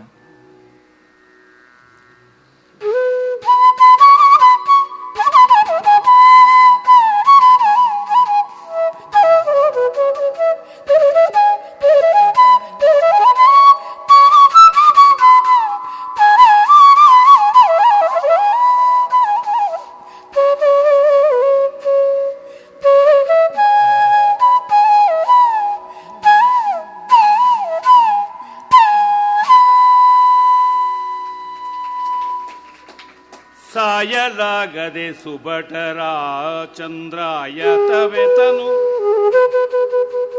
ಸಾಯಲಾಗದೆ ಸುಭಟರ ಚಂದ್ರಾಯತವೆತನು, ವಿಧಿಯ ಟಿಪ್ಪಣದಾಯುಷವ ತೀರಿದೊಡೆ ಸಾವರು ನಿನ್ನಲೇ ನಗುದು, ನಿನ್ನಲೇ ನಗುದು. ವಿಧಿಯ ಟಿಪ್ಪಣದಾಯುಷವು ತೀರಿದಡೆ ಸಾವರು ಕಾಯಲಳವೇ ನಿನಗೆ ಮುನಿದಡೆ ನೋಯಿಸುವಡಳವಲ್ಲ, ಕಾಯಲಳವೇ ನಿನಗೆ ಮುನಿದಡೆ ನೋಯಿಸುವಡಳವಲ್ಲ. ಹಡ ದೈವಾಯತಕ್ಕೆ ನೀನೇಕೆ ಬೆರೆತಿಗೆ, ದೈವಾಯತಕ್ಕೆ ನೀನೇಕೆ ಬೆರೆತಿಗೆ ಎಂದ ನಾಭೂಪ. ಹಾಗೆ ಅವನು ದುರ್ಯೋಧನ ಇದ್ದಕ್ಕಿದ್ದಂತೆ ಆ ವರಸೆಯನ್ನೇ ಬದಲಾಯಿಸ್ತಾನೆ. ಸಾಯಲಾಗದೆ ಸುಭಟಭಟ ಆಚಂದ್ರಾಯತವೇ ತನು. ಸಾವು ಯಾರಿಗೂ ಬರೋಲ್ಲ, ವೀರನಿಗೂ ಬರುತ್ತೆ, ಭೀರವಿಗೂ ಬರುತ್ತೆ. ಸಾವನ್ನು ತಂದುಕೊಟ್ಟೆ ಅಂತೀಯಲ್ಲ, ನೀನು ತಂದುಕೊಟ್ಟಿದ್ದು. ಸಾವು ಬರುತ್ತದೆ, ನೀನು ಕೊಡುವುದಲ್ಲ. ಆಚಂದ್ರಾಯತವೇ ತನು. ದೇಹ ಏನು ಆಚಂದ್ರ ತಾರಕ ಇರುತ್ತದೆಯಾ? ಸೂರ್ಯ ಚಂದ್ರ ನಕ್ಷತ್ರಾದಿಗಳೆಲ್ಲ ಅಳೆದು ಹೋಗುವವರೆಗೂ ಇರುತ್ತದೆಯಾ? ಇಲ್ಲ. ವಿಧಿಯ ಟಿಪ್ಪಣದ ಆಯುಷವು ತೀರಿದರೆ ಸಾವರು ನಿನ್ನಲೇನಹುದು. ವಿಧಿಯ ಲಲಾಟ ಲಿಖಿತ ಉಂಟು, ಅದು ತೀರದಾಗ ಸಾಯ್ತಾರೆ, ನಿನ್ನಿಂದ ಆಗುವುದೇನು? ಹಾಗಾಗಿ ನೀನು ಸಾವನ್ನು ತಂದುಕೊಟ್ಟೆ ಅಂತ ಏನೂ ಮಾಡಬೇಕಾಗಿಲ್ಲ, ನಿನ್ನಿಂದ ಆದದ್ದು ಏನೂ ಇಲ್ಲ ಅಂತ ಅದೊಂದು ಸೂಡೋ ಫಿಲಸಾಫಿಕಲ್ ಡಿಸ್ಮಿಸಲ್ ಮಾಡ್ತಾನೆ. ಕಾಯಲಳವೇ ನಿನಗೆ, ನಿನ್ನನ್ನು ಕಾಯೋದ ನೀನಾ ವಿಧಿ? ಮುನಿದಡೆ ನೋಯಿಸೋಳೆ ಅಳವಲ್ಲ, ನೀನು ಮುನಿದು ನನ್ನನ್ನು ನೋಯಿಸಕ್ಕೂ ಆಗೋಲ್ಲ. ಅಯ್ಯೋ ಫಡ ಹೋಗೋ. ದೈವಾಯತಕ್ಕೆ ನೀನೇಕೆ ಬೆರತಿಹೆ? ದೈವಕ್ಕೆ ನೀನು ಪಾಲ್ಗಾರನಾಗಿ ಬರ್ತಾ ಇದೆಯಲ್ಲ, ದೈವ ಮಾಡಿದ್ದು, ಅದಕ್ಕೆ ನೀನು ಹೀಗೆ ಪಾಲ್ಗಾರನಾಗ್ತಾ ಇದೆಯಲ್ಲ ಅಂತ. ಇಲ್ಲಿ ಮೂಲ ಮಹಾಭಾರತದಲ್ಲಿ ಈ ರೀತಿಯಾದ ಮೂದಲಿಕೆ ಮಾತುಗಳು ಬರೋಲ್ಲ. ಆದರೆ ಸಂಸ್ಕೃತ ಕಾವ್ಯದಲ್ಲಿ ಹಲವು ಕಡೆಯಲ್ಲಿ ಬರುತ್ತದೆ. ಇದನ್ನು ಮಾಡಿದವರು ಯಾರು ಅಂತಂದರೆ ಕೌರವ ದ್ರೋಹಿಯಾದ ವಿಧಿಯಿಂದ ಅಂತ. ವಿಧಿ ಮಾಡಿದ್ದು ಅಂತ ಹೇಳುವ ಮೂಲಕವಾಗಿ ನಮಗೆ ನಾವೇ ಮೋಸ ಮಾಡ್ಕೊಳ್ತಾ ಇರ್ತೀವಿ. ಅಂದರೆ ನಮ್ಮ ಹಣೆಯಲ್ಲಿ ಬರೆದಿತ್ತು ಅಂತ ಸಮಾಧಾನ ಮಾಡಿಕೊಂಡು ಮುನ್ನುಗ್ಗೋಕ್ಕಾದರೆ ಪರವಾಗಿಲ್ಲ. ನಾವು ಬದುಕಿರೋವರೆಗೂ ಈ ರೀತಿಯ ಸಮಾಧಾನ ಮಾಡ್ಕೊಳ್ಬೋದು. ಸಾವೇ ನಮ್ಮೆದುರಿಗೆ ಬಂದಾಗ ಏನು ಸಮಾಧಾನ ಮಾಡ್ಕೊಳ್ಳೋಕೆ ಸಾಧ್ಯ? ದುರ್ಯೋಧನ ಈ ಬಗೆಯಲ್ಲಿ ಬುದ್ಧಿಭ್ರಾಂತನಾಗಿ ದೊಡ್ಡ ದೊಡ್ಡ ಮಾತುಗಳು ಅಂತ ಭ್ರಮಿಸಿಕೊಂಡು ಹೇಳ್ತಾನೆ. ಅದಕ್ಕೆ ಭೀಮ ಮತ್ತೂ ಚೆನ್ನಾಗಿರ್ತಕ್ಕಂಥ ಉತ್ತರ ಕೊಡ್ತಾನೆ. ಈ ರೀತಿಯಾಗಿ ವಿಧಿವಾದವನ್ನು ಮುಂದೊಡ್ಡಿದಾಗ ಕುಮಾರವ್ಯಾಸ ಅದೆಷ್ಟು ಒಳ್ಳೆಯ ಊಹಾತೀತವಾದ ಒಂದು ಪರಿಹಾರವನ್ನು ಕೊಡ್ತಾನೆ. ಭೀಮನ ಬಾಯಲ್ಲಿ ಎದಕ್ಕೂ ಚೆನ್ನಾಗಿರೋ ಮಾತಾಡಿಸ್ಬೇಕಲ್ಲ. ಕಷ್ಟ ಬರತಕ್ಕಂಥದ್ದು ಈ ಸವಾಲ್ ಜವಾಬುಗಳಲ್ಲಿ ಒಂದಾದ ಮೇಲೆ ಒಂದು ಮೇಲೆ ಮೇಲೆ ಹೋಗ್ತಾ ಇರಬೇಕು. ಹಾಗಲ್ಲದೆ ಇದ್ದರೆ ಆಂಟಿ ಕ್ಲೈಮ್ಯಾಕ್ಸ್ ಅಂತಾರಲ್ಲ, ಪ್ರಕ್ರಮ ಭಂಗ ಅನ್ನುವ ಕಾವ್ಯ ದೋಷ ಬರುತ್ತದೆ. ಅದಾಗದಂತೆ ಮಾಡಬೇಕು. ಕೆಲವೊಮ್ಮೆ ಹಾಗೆ ಆಗುತ್ತದೆ. ಈ ಸಂಗೀತ ಸ್ಪರ್ಧೆ, ನೃತ್ಯ ಸ್ಪರ್ಧೆ ಇತ್ಯಾದಿಗಳನ್ನೆಲ್ಲ ಚಲನಚಿತ್ರಗಳಲ್ಲೆಲ್ಲ ಮಾಡಿ ತೋರಿಸ್ತಾರೆ. ಹಾಗೆ ಮಾಡುವಾಗ ಆ ಪ್ಲೇಬ್ಯಾಕ್ ಸಿಂಗರ್ಸು ಅವರು ಜೋರಾಗಿರಬೇಕಾಗುತ್ತದೆ. ಯಾರು ಗೆಲ್ತಾರೋ ಅವರಿಗೆ ಸರಿಯಾಗಿರಬೇಕು, ಇಲ್ಲದೇ ಇದ್ದರೆ ಕಷ್ಟವಾಗುತ್ತದೆ. ನರ್ತನ ಸ್ಪರ್ಧೆಗಳಲ್ಲೂ ಅಷ್ಟೇ. ಕೆಲವೊಮ್ಮೆ ಒಳ್ಳೆ ನರ್ತನ ಕೋವಿದರೇ ಒಂದು ಪಾತ್ರ ಮಾಡ್ತಾರೆ, ಆಗ ಅವ್ರ ನೃತ್ಯ ಚೆನ್ನಾಗಿರುತ್ತದೆ. ಹಾಗಲ್ಲದೆ ನಾರ್ತ್ ಇಂಡಿಯಾದಿಂದ ಆಮದು ಮಾಡಿಕೊಂಡಂಥ ಬೆಳ್ಳಗಿರೋ ಚರ್ಮ ಮಾತ್ರ ಕ್ವಾಲಿಫಿಕೇಶನ್ ಆದಂಥ ಈ ಕಾಲದ ಹೀರೋಯಿನ್ಗಳಿದ್ದಾರಲ್ಲ, ಅವ್ರನ್ನ ಮುಂದೆ ಇಡ್ತಾರೆ. ಇಟ್ಟಾಗ ಅವ್ರನ್ನ ಕ್ಯಾಮ್ರಾ ಟ್ರಿಕ್ಕಿಂದ ಆ ಕೈ ಈ ಕಾಲು ಆ ಹಸ್ತ ಈ ವಿನ್ಯಾಸ ತೋರಿಸಿದ್ರು ಅಂತ ಮಾಡಿ ಗೆಲ್ಲಿಸಿದಂತೆ ಮಾಡಬೇಕಾಗುತ್ತದೆ. ಆ ಪರಿಪಾಟಲು ನಿರ್ದೇಶಕನಿಗೆ ಕ್ಯಾಮ್ರಾಮನ್ಗೆ ಬರುತ್ತದೆ. ಆದರೆ ಕುಮಾರವ್ಯಾಸ ಅಂತ ಕಳಪೆ ಕಸುಬುದಾರ ಅಲ್ಲ, ಅವನು ಒಳ್ಳೆಯ ವಾಗ್ವಿಲಾಸವನ್ನು ಮಾಡ್ತಾನೆ. ಭೀಮನ ಮಾತು ತುಂಬ ಚೆನ್ನಾಗಿದೆ ಕಾಣಿ.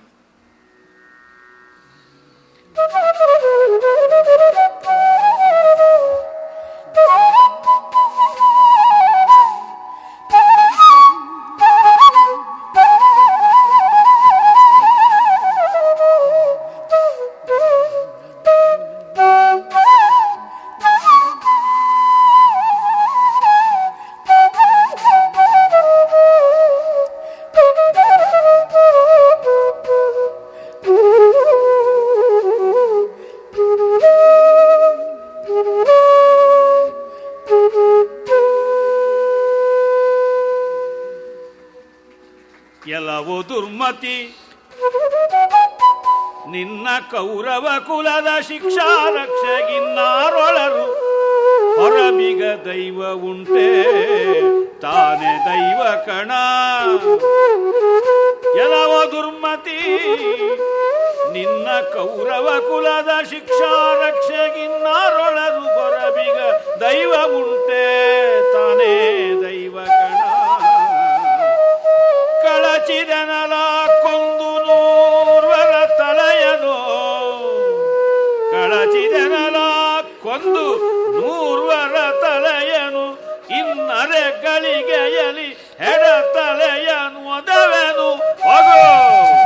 ಇನ್ನರೆಗಳಿಗೆಯಲಿ ಹೆಡ ತಲೆಯನು ಒದವೆನು ಹೋಗು ಹೋಗೆನು ಕೊಯ್ದನು ಸುಯೋಧನನ.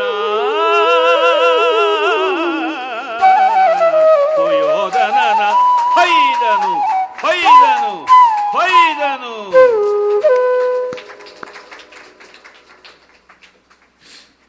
ಏನು ವ್ಯಾಖ್ಯಾನ ಮಾಡೋಣ ಈ ಸಂಗೀತದ ಮುಂದೆ? ಎಲ್ಲವೋ ದುರ್ಮತಿ ನಿನ್ನ ಕೌರವ ಕುಲದ ಶಿಕ್ಷಾ ರಕ್ಷೆಗೆ ಇನ್ನಾರೊಳರು. ಅಯ್ಯೋ ಅವಿವೇಕಿ, ನಿನ್ನ ಕೌರವ ಕುಲದ ಶಿಕ್ಷೆಗೆ ದಂಡನೆಗೆ ರಕ್ಷೆಗೆ ಯಾರು ಇದ್ದಾರೆ?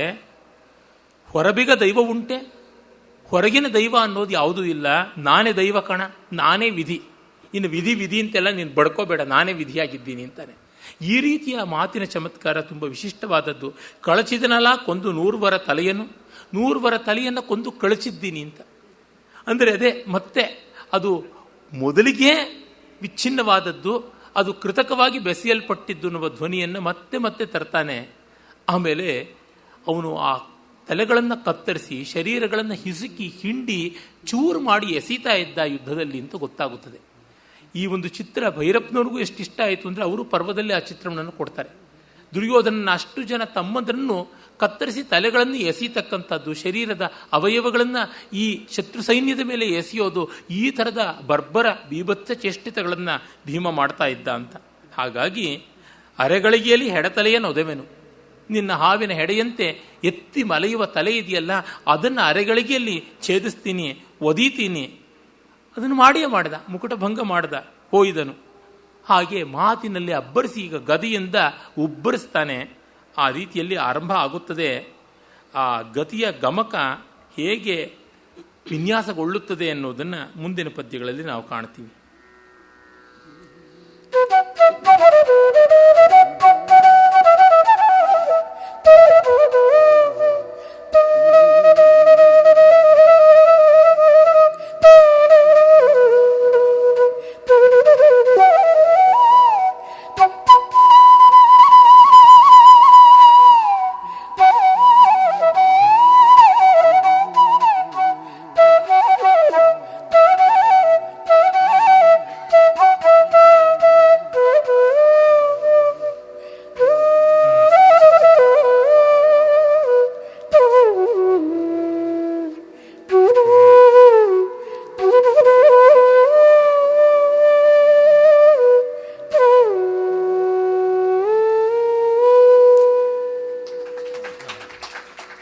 ಕೊಯ್ದು ಬಿಡಿಸಿದ ಅನಿಲ ಜನ ಮೇಲ್ವಾಯ್ದು ಅವನಿಪನೊಟ್ಟಿ ಗದೆಯಲಿ ಕಾಯ್ದು ತಿವಿದನು ಭೀಮಸೇನನ ನೃಪತಿವನು ಚಿಸಿದ. ಹೊಯ್ದು ಬಿಡಿಸಿದಡನಿಲ ಜನ ಮೇಲ್ವಾಯ್ದನವನಿಪನ್ ಒಟ್ಟಿ ಗದೆಯಲಿ ಕಾಯ್ದು ತಿವಿದನು ಭೀಮಸೇನನ ನೃಪತಿ ವಂಚಿಸಿದ ಮೈದೆಗೆದಡ ಅಟ್ಟಣಿಸಿ ಪವನಜ ಹೊಯ್ದಡೆ ಮೈದೆಗೆದಡಟ್ಟಣಿಸಿ ಮೈದೆಗೆದಡಿಟ್ಟಣಿಸಿ ಪವನಜ ಕೊಯ್ದೊಡು ಒಲೆದನು ಭೂಪನಿಬ್ಬರ ಕೈದು ಕಾರತನಕ್ಕೆ ಬೆರಗಾದನು ಸುರಸ್ತೋಮ ಇಬ್ಬರ ಕೈದು ಕಾರತನಕ್ಕೆ ಬೆರಗಾದುದು ಸುರಸ್ತೋಮ.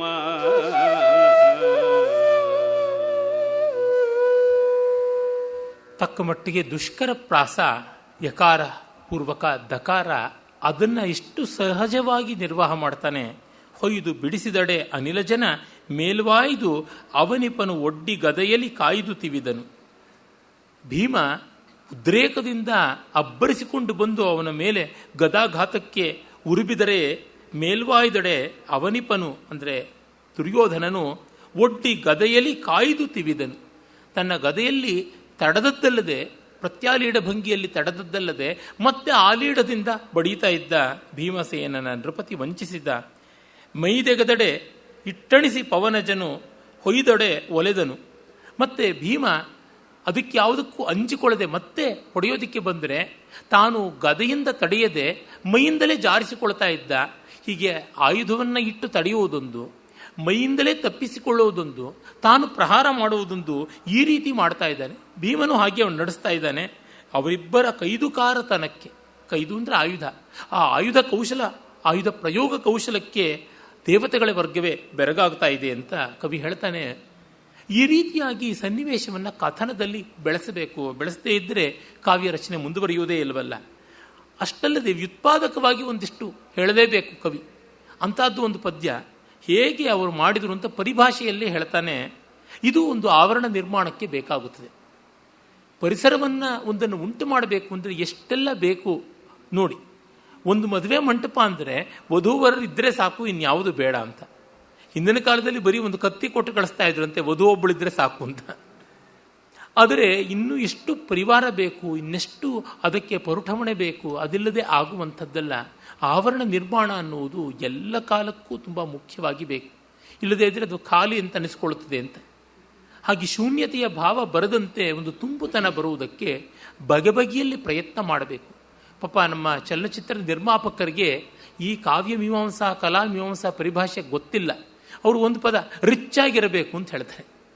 ಸೆಟ್ಟಿಂಗ್ ರಿಚ್ ಆಗಿರಬೇಕು, ಸಿನಿಮಾ ರಿಚ್ ಆಗಿರಬೇಕು, ಫಿಲ್ಮಿಂಗ್ ರಿಚ್ ಆಗಿ ಕಾಣಬೇಕು ಅಂತ. ಅದಕ್ಕೆ ಏನೇನೆಲ್ಲ ಮಾಡ್ತಾರೆ, ಎಲ್ಲೆಲ್ಲಿಂದಲೆಲ್ಲ ನೋಡಿಸ್ತಾರೆ. ಮದುವೆ ಊಟಗಳನ್ನು ನೋಡಿದ್ರೆ ನಮಗೆ ಗೊತ್ತಾಗುತ್ತದೆ. ಈ ಕಾಲದಲ್ಲಿ ಯಾವ್ಯಾವ ಪ್ರಾಂತದ ಯಾವ್ಯಾವ ದೇಶೀಯ ಯಾವ್ಯಾವುದೋ ರೀತಿಯಾದಂಥ ಅಡುಗೆಗಳನ್ನೆಲ್ಲ ತಂದು ಬಡಿಸ್ತಾರೆ. ಒಂದೇ ಊಟದಲ್ಲಿ ಕಾಶ್ಮೀರದಿಂದ ಕನ್ಯಾಕುಮಾರಿವರೆಗೆ ಯಾವುದೆಲ್ಲ ಅರುಚಿಕರವಾದ ಪಂಡ ಇರಬಹುದು ಅಷ್ಟು ಇರೋದಕ್ಕೆ ಸಾಧ್ಯ. ಹಾಗಿರುತ್ತೆ. ಎಳನೀರಿನಲ್ಲಿ ಪಾಯಸವಂತೆ, ಅದು ಪರಮಾತ್ಮನಿಗೆ ಪ್ರಿಯ, ಅದೊಂದು ವೆರೈಟಿ ಅಂತ. ಗ್ರಹಚಾರ ಕೆಟ್ಟು ಯಾವುದೋ ಒಂದೋ ಎರಡೋ ಐಟಮ್ ಚೆನ್ನಾಗಿದ್ದರೆ ಪರವಾಗಿಲ್ಲ. ಈಚೆಗೆ ಒಂದು ಮದುವೆಗೆ ಹೋದಾಗ 3/4 ವೀಸೆ ಪದಾರ್ಥಗಳೆಲ್ಲ ನಿಷ್ಪ್ರಯೋಜಕವಾಗಿದ್ವು. ಈ ಕಾಲದ ಚಲನಚಿತ್ರ ನಟನಟಿಯರಂತೆ. ಕಡೆಗೆ ಕ್ಯಾಮ್ರಾ ವರ್ಕ್ ಒಂದೇ ಚೆನ್ನಾಗಿತ್ತು ಅಂತ ಹೇಳಬೇಕಲ್ಲ, ಬಾಳೆ ಎಲೆ ಒಂದು ಚೆನ್ನಾಗಿತ್ತು ಆ ಊಟದಲ್ಲಿ ಅಂತ ಅನ್ನುವಂತೆ. ಹೀಗೆ ಬಂದು ಕೂತ್ಕೊಳ್ಳುತ್ತದೆ. ಏನೋ ನಮ್ಮ ಗ್ರಹಚಾರ ಸರಿಯಾಗಿದ್ದರಿಂದ ಅದು ಬಡಿಸೋರಿಗೆ ನಮಗೆ ಬೇಕಾಗಿದ್ದವರು ಇನ್ನೊಂದೆರಡು ಅವಲಕ್ಕಿ ಆಂಬೊಡೆ ಹಾಕಿ ಅಂತ ನನ್ನ ಎಲೆಗೆ ಹೇಳಿದ್ರಿಂದ ಅದನ್ನು ತಿಂದು ಬದುಕೋದಾಯಿತು. ಆ ತರಹ ಆಯಿತು. ಅಂದರೆ ರಿಚ್ನೆಸ್ ಬೇಕು ಅಂತ ಯಾವ್ಯಾವುದೋ ಅಸಡ್ಡಾಳ ಮಾಡತಕ್ಕಂಥದ್ದು ಆಗಿಬಿಡುತ್ತೆ, ಗೊತ್ತೇ ಆಗತಕ್ಕಂಥದ್ದಲ್ಲ. ಹೀಗಲ್ಲದೆ ಯಥಾಪೂರ್ವವಾದ ರೀತಿಯಲ್ಲಿ ಒಳ್ಳೆಯ ಸಮೃದ್ಧಿಯನ್ನು ತರಬೇಕು ಅಂದರೆ ಇಷ್ಟು ಮಾಡಬೇಕು. ಅಹೋಭಾರೋ ಮಹಾನ್ ಕವೇ ಎನ್ನುವ ಭಾಮನ ಮಾತು ಸತ್ಯ ಅನಿಸುತ್ತದೆ. ಈ ಮುಂದಿನ ಪದ್ಯದಲ್ಲಿ ಯಾವ ವಿಶೇಷವೂ ಇಲ್ಲ, ಇರುವುದೆಲ್ಲ ಪರಿಭಾಷೆ ಇದೆ. ಕೆಲವರು ಅದಕ್ಕೆ ಬೆದರತಕ್ಕಂಥವ್ರು, ಅದನ್ನು ಕಂಡು ಅತಿಶಯ ಅಂದುಕೊಳ್ಳೋರು ಇರ್ತಾರೆ. ಅಂಥವ್ರನ್ನು ರಂಜಿಸಬೇಕಲ್ಲ, ಅದು ಉಂಟೇ ಉಂಟು. ಹಾಸ್ಯ ಇಲ್ಲದೇ ಇದ್ದರೆ ಚಲನಚಿತ್ರಕ್ಕೆ ಬರೋದೇ ಇಲ್ಲ. ಒಂದು ಹಾಡಿನಲ್ಲಿ ಒಂದು 27 ವಸ್ತ್ರ ವಿನ್ಯಾಸ ಮಾಡದೇ ಇದ್ದರೆ ಜನ ನೋಡೋಕೆ ಬರೋಲ್ಲ. ಹೀಗೆಲ್ಲ ಇರುತ್ತದೆ. ಪಾಪ ನಿರ್ಮಾಪಕರಿಗೆ ಅವದೇ ಆದ ಕನ್ಸ್ಟೆಂಟ್ಸ್ ಇರುತ್ತದೆ. ಆ ರೀತಿಯಾದಂಥ ಐಟಮ್ ಸಾಂಗ್ನಂತ ಒಂದು ಪದ್ಯ ಇದು ಇಲ್ಲಿರ್ತಕ್ಕಂಥದ್ದು. ಬೇರೆ ಬೇರೆ ಐಟಮ್ಗಳನ್ನು ಪೋಣಿಸಿರುವುದೇ ಆ ಪದ್ಯದ ವಿಶಿಷ್ಟತೆ. ಅದನ್ನು ಕಾಣಿ.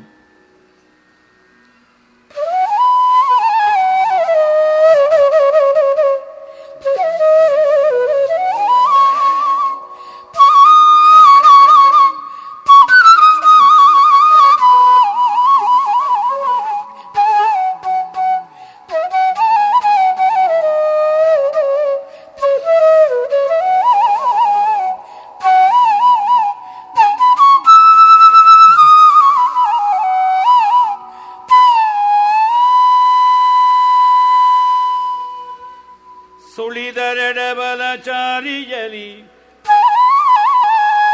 ಚಾಪಳದ ಪಯಪಾಡಿನಲಿ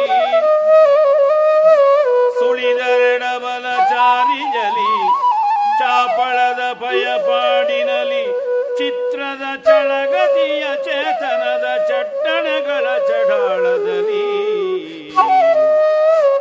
ಹೊಳೆದರಾವರ್ತದಲ್ಲಿ ಪರಿಮಂಡಳಿಸಿದರು ಠಾಣದಲ್ಲಿ ಹೊಳೆದರಾವರ್ತದಲ್ಲಿ ಪರಿಮಂಡಳಿಸಿದರು ಠಾಣದಲ್ಲಿ ಜಂಗಯಲುಳಿಯಲವ ಠಾಣದಲ್ಲಿ ಮೆರೆದರು ಭೀಮ ಕೌರವರು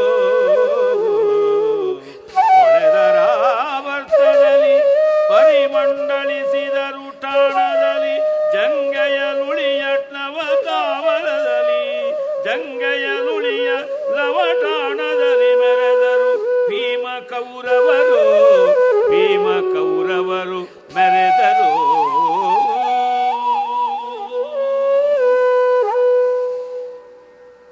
ಬಗೆಬಗೆಯ ಭೂಮಿ ಆಕಾಶಚಾರಿಗಳನ್ನು ಮಾಡಿದ್ರು ಅಂತ. ನೆಲಕ್ಕೆ ಹೆಚ್ಚು ಕಾಲಂಟಿಕೊಂಡು ಓಡಾಡಿದ್ರೆ ಭೂಮಿಚಾರಿ, ಒಂದು ಕಾಲು ನೆಲಕ್ಕೆ ಇಳಿಯದೆ ಮೇಲೇನೆ ಓಡಾಡ್ತಾ ಇದ್ದರೆ, ಇಷ್ಟೋ ಬಾರಿ 2 ಕಾಲುಗಳು ಮೇಲೆ ಹಾರ್ತಾ ಇದ್ದರೆ ಆಕಾಶಚಾರಿ ಅಂತ ನಾಟ್ಯಶಾಸ್ತ್ರಕಾರ 16 ಒಟ್ಟು 32 ಬಗೆ ಮಾಡ್ತಾನೆ. ಸಮಪಾದ, ಜನಿತ, ವಿಚ್ಛವ ಮೊದಲಾದಂಥವು, ಚಾಶಗತಿ, ಊರುದ್ರತ ಮೊದಲಾದಂಥ ಭೂಮಿಚಾರಿಗಳು, ಅಪಕ್ರಾಂತ, ಅತಿಕ್ರಾಂತ, ಮತ್ತು ಊರ್ಧ್ವಜಾನು, ವಿದ್ಯುದ್ಭ್ರಾಂತ, ಮೃಗಪ್ಲುತ ಇತ್ಯಾದಿಯಾಗಿ ಆಕಾಶಚಾರಿಗಳು, ಹೀಗೆ ಅನೇಕ ಚಾರಿಗಳು ಉಂಟು. ಆ ಚಾರಿಗಳನ್ನು ಯುದ್ಧದಲ್ಲಿಯೂ ಬಳಸ್ತಾರೆ. ಯುದ್ಧದಲ್ಲಿ ಮಾಡ್ತಾ ಇದ್ದಿದ್ದನ್ನು ನೋಡೇ ನೃತ್ಯದಲ್ಲಿ ಬಳಕೆ ಮಾಡಿಕೊಂಡದ್ದು. ಹಾಗೆ ಅವರು ಬಗೆ ಬಗೆಯ ನಡಿಗೆಯನ್ನು ತೋರಿಸ್ತಾ ಇದ್ರು. ನಡಿಗೆ ಅಂದರೆ ಸುಮ್ಮನೆ ನಡಿಗೆ ಅಲ್ಲ, ಯುದ್ಧ ಮಾಡ್ತಾ ಆ ನಡಿಗೆಗಳು ಬರ್ತಾ ಇದ್ವು. ಚಾಪಳದ ಪಯಪಾಡಿನಲ್ಲಿ ಅಂದರೆ ತುಂಬ ಚಟುಲವಾದ ಪಯಪಾಡು, ಹೆಜ್ಜೆಪಾಡು, ಹೆಜ್ಜೆಗಾರಿಕೆ ತುಂಬ ಸೂಕ್ಷ್ಮವಾಗಿತ್ತು. ಅಂದರೆ ಒಂದು ಸಣ್ಣ ಪುಟ್ಟ ಹೆಜ್ಜೆ ಆಚೆ ಈಚೆ ಇಟ್ಟರೆ ಏಟು ತಪ್ಪಿಸಿಕೊಳ್ಳಬಹುದು, ಏಟು ಜಪ್ಪಿಸಿಕೊಳ್ಳಬಹುದು, ಹೀಗೆ ಉಂಟು. ಚಿತ್ರದ ಛಲಗತಿಯ ವಿಸ್ಮಯಾವಹವಾದ ಚುರುಕುತನ, ನೋಡುವುದಕ್ಕೆ ಬೆಟ್ಟಗಳಂತೆ ಇದ್ದರೂ ಚುರುಕುತನದಲ್ಲಿ ಮಾತ್ರ ಜಿಂಕೆಗಳಂತೆ ಇದ್ದರೂ, ಚೇತನದ ಚಡ್ಡಣೆಗಳ ಎಚ್ಚರಿಕೆ, ಚಡ್ಡಣೆ ಅಂತಂದರೆ ಅದರ ಚಡಾಳದಲ್ಲಿ, ಅದರ ಕಾಂತಿಯಲ್ಲಿ ಹೊಳೆದರು. ಆವರ್ತದಲ್ಲಿ ಮಂಡಲ ಸುತ್ತಿ ಸುತ್ತಿ ಬೆಳತಕ್ಕಂಥದ್ದು, ಭ್ರಮಣೆ ಮಾಡ್ತಕ್ಕಂಥದ್ದು, ಯಾವುದನ್ನು ಅಲಗ, ಲಾಗ ಅಂತೆಲ್ಲ ನಾಟ್ಯಶಾಸ್ತ್ರ ಅಂದರೆ ಭರತನದಲ್ಲ, ಮುಂದೆ ಬಂದ ನಾಟ್ಯಶಾಸ್ತ್ರ ಗ್ರಂಥಗಳಲ್ಲಿ ಉಂಟು. ಆ ರೀತಿಯಾಗಿ ಯಕ್ಷಗಾನದ ತೆಂಕುತಿಟ್ಟಿನ ಒಂದು ನೃತ್ಯ ಪದ್ಧತಿಯನ್ನು ಕಂಡರೆ ಗೊತ್ತಾಗುತ್ತದೆ ಆ ರೀತಿಯಾದದ್ದು. ಪರಿಮಂಡಳಿಸಿದರು ಠಾಣದಲ್ಲಿ ಅಂದರೆ ನಿಂತು ಲಾಗ ಹಾಕ್ತಕ್ಕಂಥದ್ದು, ಸ್ಥಾನದಲ್ಲಿ ನಿಂತು ಮಂಡಳಿಸಿದರು ಅಂತ ಇದು ಇಂದಿಗೂ ಯಕ್ಷಗಾನದಲ್ಲಿ ಉಂಟು. ಅದನ್ನು ಮಾಡ್ತಾರೆ. ಜಂಘೆಯ ಲುಳಿಯ ಲವಠಾಣದಲ್ಲಿ, ಜಂಘ ಅಂದರೆ ಮೀನುಕಂಡಗಳ ಬಲ ಅವರಿಗೆ ಅಷ್ಟು ಗಟ್ಟಿಯಾಗಿತ್ತು.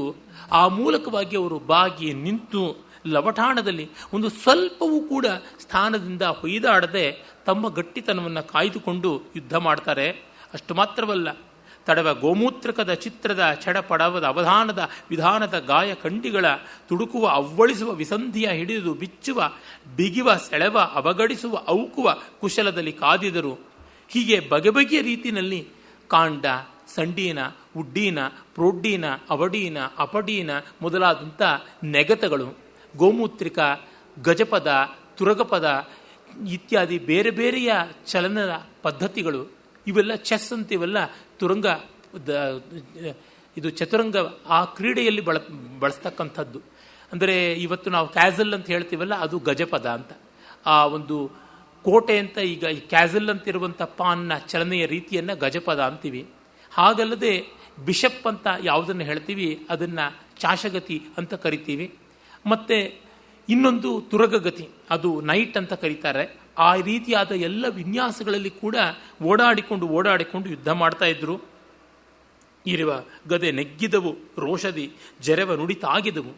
ಎಷ್ಟೋ ಬಾರಿ ಗದೆಗಳು ನೆಗ್ಗೋಗ್ತಾ ಇತ್ತು, ರೋಷದ ಮಾತುಗಳು ಮಾತ್ರ ತಾಕ್ತಾ ಇತ್ತು. ಹೀಗೆ ರಣರಸ ಮೆರೆಯಿತು. ಸವ್ಯ, ಅಪಸವ್ಯ ಮಂಡಲ, ಅಪಸವ್ಯ ಮಂಡಲ ಇತ್ಯಾದಿ ಮಂಡಲಗಳನ್ನು ಮಾಡಿಕೊಂಡ್ರು. ಸುಸ್ತಾದಾಗ ಎರಡಕ್ಕೆ ಹಾಕ್ಕೊಂಡು ಕರ್ಪೂರ ಚಂದನಾದಿಗಳಿರ್ತಕ್ಕಂಥ ವೀಳೆಯವನ್ನು ಹಾಕಿಕೊಂಡು ವೀರಕೇಳಿ ಶ್ರಮ ಒಡಗೆ ಕರ್ಪೂರ ವೀಳೆಯವ ಕೊಂಡು ಮತ್ತೆ ಮಹಾರುಭಟೆಯಲ್ಲಿ ಸುಭಟರೆದ್ದರು ಅಂತ. ಇದು ಕುಮಾರವ್ಯಾಸನಿಗೆ ಎಷ್ಟು ವೀಳೆಯ ಪ್ರೀತಿ ಅಂತ ಅನ್ನೋದು ಗೊತ್ತಾಗುತ್ತೆ. ಕ್ಲೈಮ್ಯಾಕ್ಸ್ಗೆ ಬಂದಿದ್ದಾರೆ, ಆದರೂ ವೀಳೆ ಬಿಡೋಕ್ಕೆ ತಯಾರಿಲ್ಲ. ಇನ್ನೊಂದು ರೌಂಡ್ ಯುದ್ಧ ಮಾಡೋಣ, ಒಂದು ಸಿಗರೇಟ್ ಸೇದೋಣ ಅಂತ. ಆ ರೀತಿಯಾದ ಬಗೆಯಲ್ಲಿ ಮಾಡ್ತಾರೆ ಅಂತಂದರೆ ಕವಿಗೆ ಅದು ಇಷ್ಟವಾಯಿತು. ತನಗೊಂದು ಪದಾರ್ಥ ಅಂದರೆ ಎಲ್ಲಿಯೂ ತಂದು ಬಿಡಬಲ್ಲ. ದೊಡ್ಡ ಚಲನಚಿತ್ರ ನಿರ್ದೇಶಕರು, ತುಂಬ ಪ್ರತಿಭಾಶಾಲಿ, ದಕ್ಷಿಣ ಭಾರತಕ್ಕೆ ಮೊದಲ ದಾದಾ ಫಾಲ್ಕೆ ಅವಾರ್ಡ್ ಕೊಟ್ಟಂಥವರು BN ರೆಡ್ಡಿ ಅಂತ ವಾಹಿನಿ ಸಂಸ್ಥೆಯ ನಿರ್ಮಾಪಕರು ನಿರ್ದೇಶಕರು ಆಗಿದ್ದವರು. ಅವರು ತಮ್ಮ ಅಮರಕಾವ್ಯ ಅಂತ ಹೆಸರಾದ ಸೆಲ್ಯುಲಾಯ್ಡ್ ಪೊಯೆಟ್ರಿ ಬಹಳ ಸುಂದರವಾಗಿ ಬಂದಂಥದ್ದು, ಸುಮಾರು ಈಗ 66-67 ವರ್ಷಗಳ ಹಿಂದೆ ಬಂದಂಥ ಒಂದು ಮನೋಹರವಾದ ಚಲನಚಿತ್ರ ಮಲ್ಲೀಶ್ವರಿ ಅಂತ. ಆ ಚಲನಚಿತ್ರದ ನಾಯಕಿ P. ಭಾನುಮತಿ ಬಹು ಪ್ರತಿಭಾಶಾಲಿ, ಬಹುಮುಖ ಪ್ರತಿಭಾಶಾಲಿನಿ. ಆಕೆಗೆ ಸೀಬೆಕಾಯಿ ಅಂದರೆ ಇಷ್ಟ. ಅದು ವಿಜಯನಗರ ಕಾಲದ ಹಿನ್ನೆಲೆಯಲ್ಲಿ ನಿರ್ಮಾಣವಾದ ಚಲನಚಿತ್ರ. ಕೃಷ್ಣದೇವರಾಯನ ಘನತೆ, ಔದಾರ್ಯ ಇತ್ಯಾದಿಗಳನ್ನೆಲ್ಲ ನೇಪಥ್ಯದಲ್ಲಿ ಇಟ್ಟುಕೊಂಡದ್ದು. ಸೀಬೆಕಾಯಿ ತುಂಬ ಇಷ್ಟ ಅಂತ ಶೂಟಿಂಗ್ನಲ್ಲಿ ಯಾವಾಗಲೂ ಅದರ ಬಗ್ಗೆ ಮಾತಾಡ್ತಾ ಇದ್ರೆ, ಆಯ್ತಮ್ಮ ನಿನಗೆ ಅಷ್ಟು ಇಷ್ಟವಾದರೆ ಒಂದು ಸೀನಲ್ಲಿ ಸೀಬೆಕಾಯಿಯನ್ನು ತಂದು ಬಿಡೋಣ ಅಂತ ತಂದೇ ಬಿಟ್ರು. ಅದು ಬಹಳ ರಮಣೀಯವಾದ ರೀತಿಯಲ್ಲಿ. ಇವಳು ನಾಯಿಕೆ ಹಳ್ಳಿಯ ಹುಡುಗಿ, ಅವಳು ಯಾವುದೋ ಜಾತ್ರೆಗೆ ಹೋಗಿರ್ತಾಳೆ, ಅಲ್ಲಿ ಸೀಬೆ ಹಣ್ಣೆಲ್ಲ ಕೊಂಡ್ಕೊಂಡು ಬರ್ತಾಳೆ. ಯಾವುದೋ ಒಂದು ಮಳೆಗೆ ಸಿಕ್ಕು ಅವರು ಒಂದು ಹಾಳು ಬಿದ್ದ ಭವನದಲ್ಲಿ ನಾಯಿಕೆ ಮತ್ತು ನಾಯಕ ಸ್ವಲ್ಪ ಹೊತ್ತು ಸುಧಾರಿಸ್ಕೊಳ್ಳೋಕೆ ಬಂದಿರ್ತಾರೆ. ಅಲ್ಲಿ ವೇಷಾಂತರದಲ್ಲಿ ಅಲಸಾನಿ ಪೆದ್ದನ ಜೊತೆಗೆ ಕೃಷ್ಣದೇವರಾಯ ಬಂದಿರ್ತಾನೆ ನಗರ ಸಂಚಾರ ಮಾಡ್ತಾ. ಆಗ ಇವಳು ಹಾಡು ನೃತ್ಯ ಎಲ್ಲ ಮಾಡ್ತಾ ಇರ್ತಾಳೆ ಹೊತ್ತು ಹೋಗಲಿ ಅಂತ. ಈ ಹಳ್ಳಿ ಹುಡುಗಿಗೆ ಎಷ್ಟು ಚೆನ್ನಾಗಿದೆ ನೃತ್ಯ ಸಂಗೀತ ಅಂತ ಅಲಸಾನಿ ಪೆದ್ದನ ಮೆಚ್ಚಿಕೊಂಡು ಪದ್ಯ ಹೇಳ್ತಾನೆ. ತಮ್ಮ ವ್ಯಕ್ತಿತ್ವ ಏನು ಅಂತ ಬಿಟ್ಟುಕೊಡಲ್ಲ. ಆಗ ಸಲಿಗೆ ಇಟ್ಕೊಳ್ತಾರೆ. ಅದರಿಂದ ಮಹಾರಾಜ ಅಂತ ಗೊತ್ತಿರೋಲ್ಲವಾದ್ರಿಂದ ಹಳ್ಳಿ ಹುಡುಗಿ ಸ್ವಲ್ಪ ನಿಶಂಕೆಯಿಂದ ಸಂಚಾರ ಮಾಡ್ತಾಳೆ. ನೋಡಿ, ನಮ್ಮ ಊರಿನ ಹಣ್ಣು ಸೀಬೆ ಹಣ್ಣು ನಿಮಗೆಲ್ಲೂ ಸಿಗೋದಿಲ್ಲ ಅಂತ ಕೃಷ್ಣದೇವರಾಯನಿಗೆ ಬಹುಮಾನ ಕೊಟ್ಬಿಡ್ತಾಳೆ ಅವಳು ಸೀಬೆ ಹಣ್ಣನ್ನು. ಆಮೇಲೆ ಅದನ್ನು ಒಂದು ನವರತ್ನ ಖಚಿತವಾದ ಸಂಪುಟದಲ್ಲಿ ತೆಗೆದುಕೊಂಡು ಅರಮನೆಗೆ ಬಂದು ತಿರುಮಲ ದೇವಿ ಮಹಾರಾಣಿಗೆ ತೋರಿಸ್ತಾನೆ. ಏನು ಸಂಪುಟದಲ್ಲಿ ತಂದಿದ್ದೀರಾ ಪ್ರಯಾಣ ಮಾಡಿ ನನಗೆ ಅಂತ. ನೋಡು ಅಂತಂದರೆ, ಅಯ್ಯೋ ಇದರೊಳಗೆ ಇದಿಷ್ಟೇನಾ ಅಂತ. ಹೌದು, ಒಂದು ಮುಗ್ಧವಾದ ಹಳ್ಳಿ ಮಗಳ, ಹೆಣ್ಣು ಮಗಳ ಪ್ರೀತಿಯ ಕಾಣಿಕೆ ಇದು ನನಗೆ ಕೊಟ್ಟಿದ್ದು ನಿನಗೆ ಕೊಡ್ತಾ ಇದ್ದೀನಿ ಅಂತ. ಅಂದರೆ ಆ ಸೀನೆ ಒಂದು ಬೇರೆಯ ಮಟ್ಟಕ್ಕೆ ಹೋಗುತ್ತದೆ. ಪ್ರತಿಭಾಶಾಲಿಯಾದ ನಿರ್ದೇಶಕ ಇದ್ದರೆ ಯಾವುದನ್ನು ಸಮಯೋಚಿತವಾದ ರೀತಿಯಲ್ಲಿ ಬಳಸ್ಕೊಂಡು ಮಾಡಬಲ್ಲ. ಕುಮಾರವ್ಯಾಸ ತನ್ನ ಕಥಾ ನಾಯಕ ಪ್ರತಿನಾಯಕರು ಮಹಾಭಾರತದ ಚರಮಾಂಕದಲ್ಲಿಯೂ ಕೂಡ ವೀಳ್ಯದೆಲೆ ಹಾಕ್ಕೊಂಡ್ರು ಬಿಡದೆ ಅನ್ನೋದನ್ನು ತೋರ್ಪಡಿಸ್ತಾನೆ. ಅಂದರೆ ಅವನು ಎಷ್ಟು ಸಂಚಿ ವೀಳ್ಯದೆಲೆಗಳನ್ನು ಖಾಲಿ ಮಾಡಿದನೋ, ಇಷ್ಟು 1000 ಷಟ್ಪದಿಗಳು ಬರೀಬೇಕು ಅಂದರೆ ಎಷ್ಟು 1000 ವೀಳ್ಯದೆಲೆಗಳನ್ನು ಹಾಕಿದ್ದ, ಎಷ್ಟು 100 ಗೋಟಡಿಕೆಗಳನ್ನು ಜಗ್ಗದಿದ್ದ, ಎಷ್ಟು ಬಂಡಿ ಸುಣ್ಣವನ್ನು ಖಾಲಿ ಮಾಡಿದ್ದ. ಇದೆಲ್ಲ ಸ್ಟ್ಯಾಟಿಸ್ಟಿಕ್ಸ್ ಇಟ್ಕೊಂಡು ಬೇಕಾದರೆ 4 PhD ಮಾಡ್ಬೋದು, ಅವಕಾಶ ಉಂಟು. ಸಾಹಿತ್ಯ ಈ ಥರ ತಾನೇ ಈಗ ಹೋಗ್ತಾ ಇರ್ತಕ್ಕಂಥದ್ದು. ಆಮೇಲೆ ಯುದ್ಧ ಮುಂದುವರಿಯುತ್ತದೆ. ಯುದ್ಧ ಮುಂದುವರೆದು ದುರ್ಯೋಧನನ ಅವಸಾನವೇ ಆಗುತ್ತದೆ. ತೊಡೆಗೆ ಏಟು ಹಾಕಿದ ಪದ್ಯವೊಂದನ್ನು ನಾವೀಗ ಕಾಣೋಣ.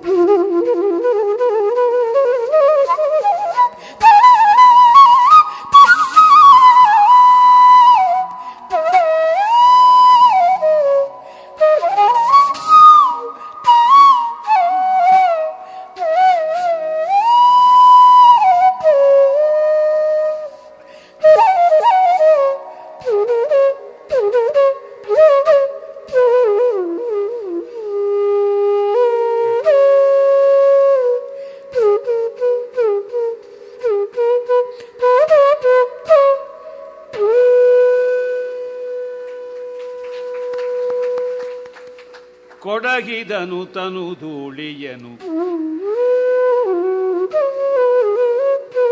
ಕೊಡಗಿದನು ತನು ಧೂಳಿಯನು, ಹಾರಿಡುವ ರುದಿರವ ಸೆರಗಿನಲ್ಲಿ ಸಲೆ ತೊಡೆದು ತೊಡೆದು ಕಪ್ಪುರದ ಕವಳವನಾಣಲೊಳವಡಿಸಿ,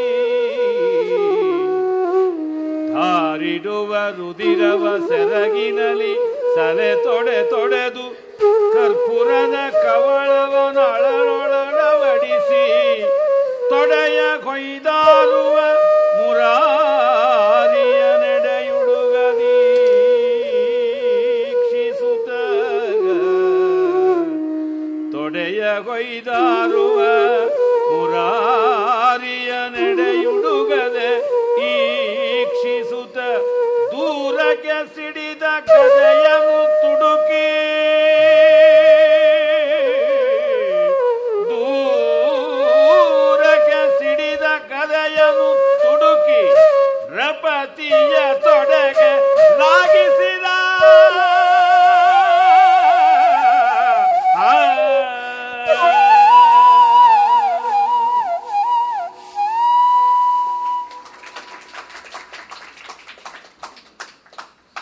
ಪ್ರತಿಭಾಶಾಲಿ ಯಾವ ಪರಿಕರವನ್ನು ರಸೋಚಿತವಾಗಿ ಬಳಸಬಲ್ಲ ಅನ್ನೋದಕ್ಕೆ ಈ ರಾಗವನ್ನು ಅವ್ರು ಎತ್ತುಕೊಂಡಾಗಲೇ ಕಲ್ಯಾಣಿ ತಗೊಂಡ್ರಲ್ಲ, ದುರ್ಯೋಧನನ ತೊಡೆ ಮುರಿಯೋದಕ್ಕೆ ಈ ವಯ್ಯಾರವಾದ ರಾಗಕ್ಕಾಗತ್ಯ ಅಂದ್ಕೊಂಡೆ. ಕೊನೆ ಪಂಕ್ತಿಗೆ ಬರೋಷ್ಟೊತ್ತಿಗೆ ತೊಡೆ ಮುರಿದೇ ಬಿಟ್ರು. ಜೊತೆಗೆ ಕಲ್ಯಾಣಕರವಾದ ಘಟನೆ ಆಯಿತು. ದುರ್ಯೋಧನನ ಸಾವು ಜಗನ್ಮಂಗಲಕಾರಿ ಅನ್ನುವ ಭಾವ ಕೂಡ ಉಂಟು. ಅಲ್ಲಿಯೂ ಕೂಡ ಕುಮಾರವ್ಯಾಸ ಭೀಮ ಎಲೆಡಿಕೆ ಹಾಕ್ಕೊಂಡ ಅನ್ನೋದನ್ನು ಬಿಟ್ಟಿಲ್ಲ ನೋಡಿ. ಕರ್ಪೂರದ ಕವಳವನ್ನು ಅಳವಡಿಸಿ ದವಡೆಗೆ ಸಿಕ್ಕಿಸ್ಕೊಂಡು ಆ ಕಿಕ್ಕಿಂದಾನೇ ಅವನು ಹೊಡೆದಿದ್ದು ನೋಡಿ. ಜರ್ದಾ, ಪಾನು, ಮಸಾಲ ಇತ್ಯಾದಿಗಳಿಗೆ ಎಂಥ ಅಡ್ವರ್ಟೈಸ್ಮೆಂಟ್ನ ಅವಕಾಶ ತಪ್ಪೋಗಿದೆ. ಕುಮಾರವ್ಯಾಸನಿಗೆ ಎಷ್ಟು ರಾಯಲ್ಟಿ ಕೊಡಬೇಕು ಅಂತ. ಆ ಯುದ್ಧ ತುಂಬ ರೋಮಹರ್ಷಕವಾಗಿ ಮುಂದುವರಿಯುತ್ತದೆ. ಸೆಣಸಾಡ್ತಾರೆ. ಅವ್ರ ಮೂರ್ಛೆ ಇವ್ರ ಮೂರ್ಛೆ ಹೋಗೋದು ಅದೆಲ್ಲ ನಡೆಯುತ್ತದೆ. ರನ್ನ ತುಂಬ ವಿಶೇಷವಾಗಿ ವರ್ಣಿಸ್ತಾನೆ ಕುಮಾರವ್ಯಾಸ, ಅಷ್ಟು ಸೊಗಸಾದ ವರ್ಣನೆ ಮಾಡಿಲ್ಲ. ಭೀಮ ಶ್ರಮ ಹೆಚ್ಚು ತಗೊಳ್ತಾ ಇದ್ದಾನೆ, ರೋಷದಿಂದ ಯುದ್ಧ ಮಾಡ್ತಾ ಇದ್ದಾನೆ. ದುರ್ಯೋಧನ ಎಚ್ಚರದಿಂದ ಯುದ್ಧ ಮಾಡ್ತಾ ಇದ್ದಾನೆ. ಭೀಮನ ಶಕ್ತಿ ಕುಂದುತ್ತಾ ಇದೆ. ಆ ಸೆಣಸಾಟದಲ್ಲಿ ಶಕ್ತಿ ಕುಂದಿದರೆ ಬಹಳ ಕಷ್ಟ. ತುಂಬ ಬಲದ ಮೇಲೆ ಇದು ಅವಲಂಬಿಸಿರತಕ್ಕಂಥದ್ದು. ಬಲವನ್ನು ಕೇಂದ್ರೀಕರಿಸಿಕೊಂಡು ಮಾಡಬೇಕಾದ ಚಾತುರ್ಯ ಉಂಟು. ಅದು ಆಗ್ತಾ ಇಲ್ಲ ಅಂತ ಕೃಷ್ಣ ಗಮನಿಸ್ತಾನೆ. ಅದನ್ನು ಇಲ್ಲಿ ಹೇಳ್ತಾನೆ. ಮುರಾರಿಯ ಎಡೆಯನು ಹುಡುಗದೆ ಈಕ್ಷಿಸುತ್ತ, ಕೃಷ್ಣನ ಸೂಚನೆ, ಮೂಲದಲ್ಲಿ ಕೃಷ್ಣನ ಸೂಚನೆಯನ್ನು ಅರ್ಜುನ ಗ್ರಹಿಸಿ ತೊಡೆ ತಟ್ಟಿ ತೋರಿಸ್ತಾನೆ ಅಂತ ಬರ್ತದೆ. ಅರೆ, ಕುಮಾರವ್ಯಾಸ ಎಲ್ಲವನ್ನೂ ಕೃಷ್ಣನ ಕೈಯಿಂದ ಮಾಡಿಸೋಕ್ಕೆ ಇಷ್ಟಪಡ್ತಾನೆ. ಆ ಮಹಾನುಭಾವ ಯಾವ ಕೊಳಲಿಂದಲೋ ಕೈಯಿಂದಲೋ ತೊಡೆ ತಟ್ಟುಕೊಂಡು ತೋರಿಸ್ತಾನೆ. ನಮ್ಮ ನಾಟಕ, ಚಲನಚಿತ್ರ ಇತ್ಯಾದಿಗಳಲ್ಲೆಲ್ಲ ಕೃಷ್ಣನೇ ಕೊಳಲಿಂದ ತೊಡೆ ತಟ್ಟಿಕೊಂಡಂತೆ ತೋರಿಸ್ತಾರೆ. ಅದೊಂದು ಚೆನ್ನಾಗಿರ್ತಕ್ಕಂಥ ಸೂಚ್ಯ ಸುಂದರ ಸಂಗತಿ ಕೂಡ ಹೌದು.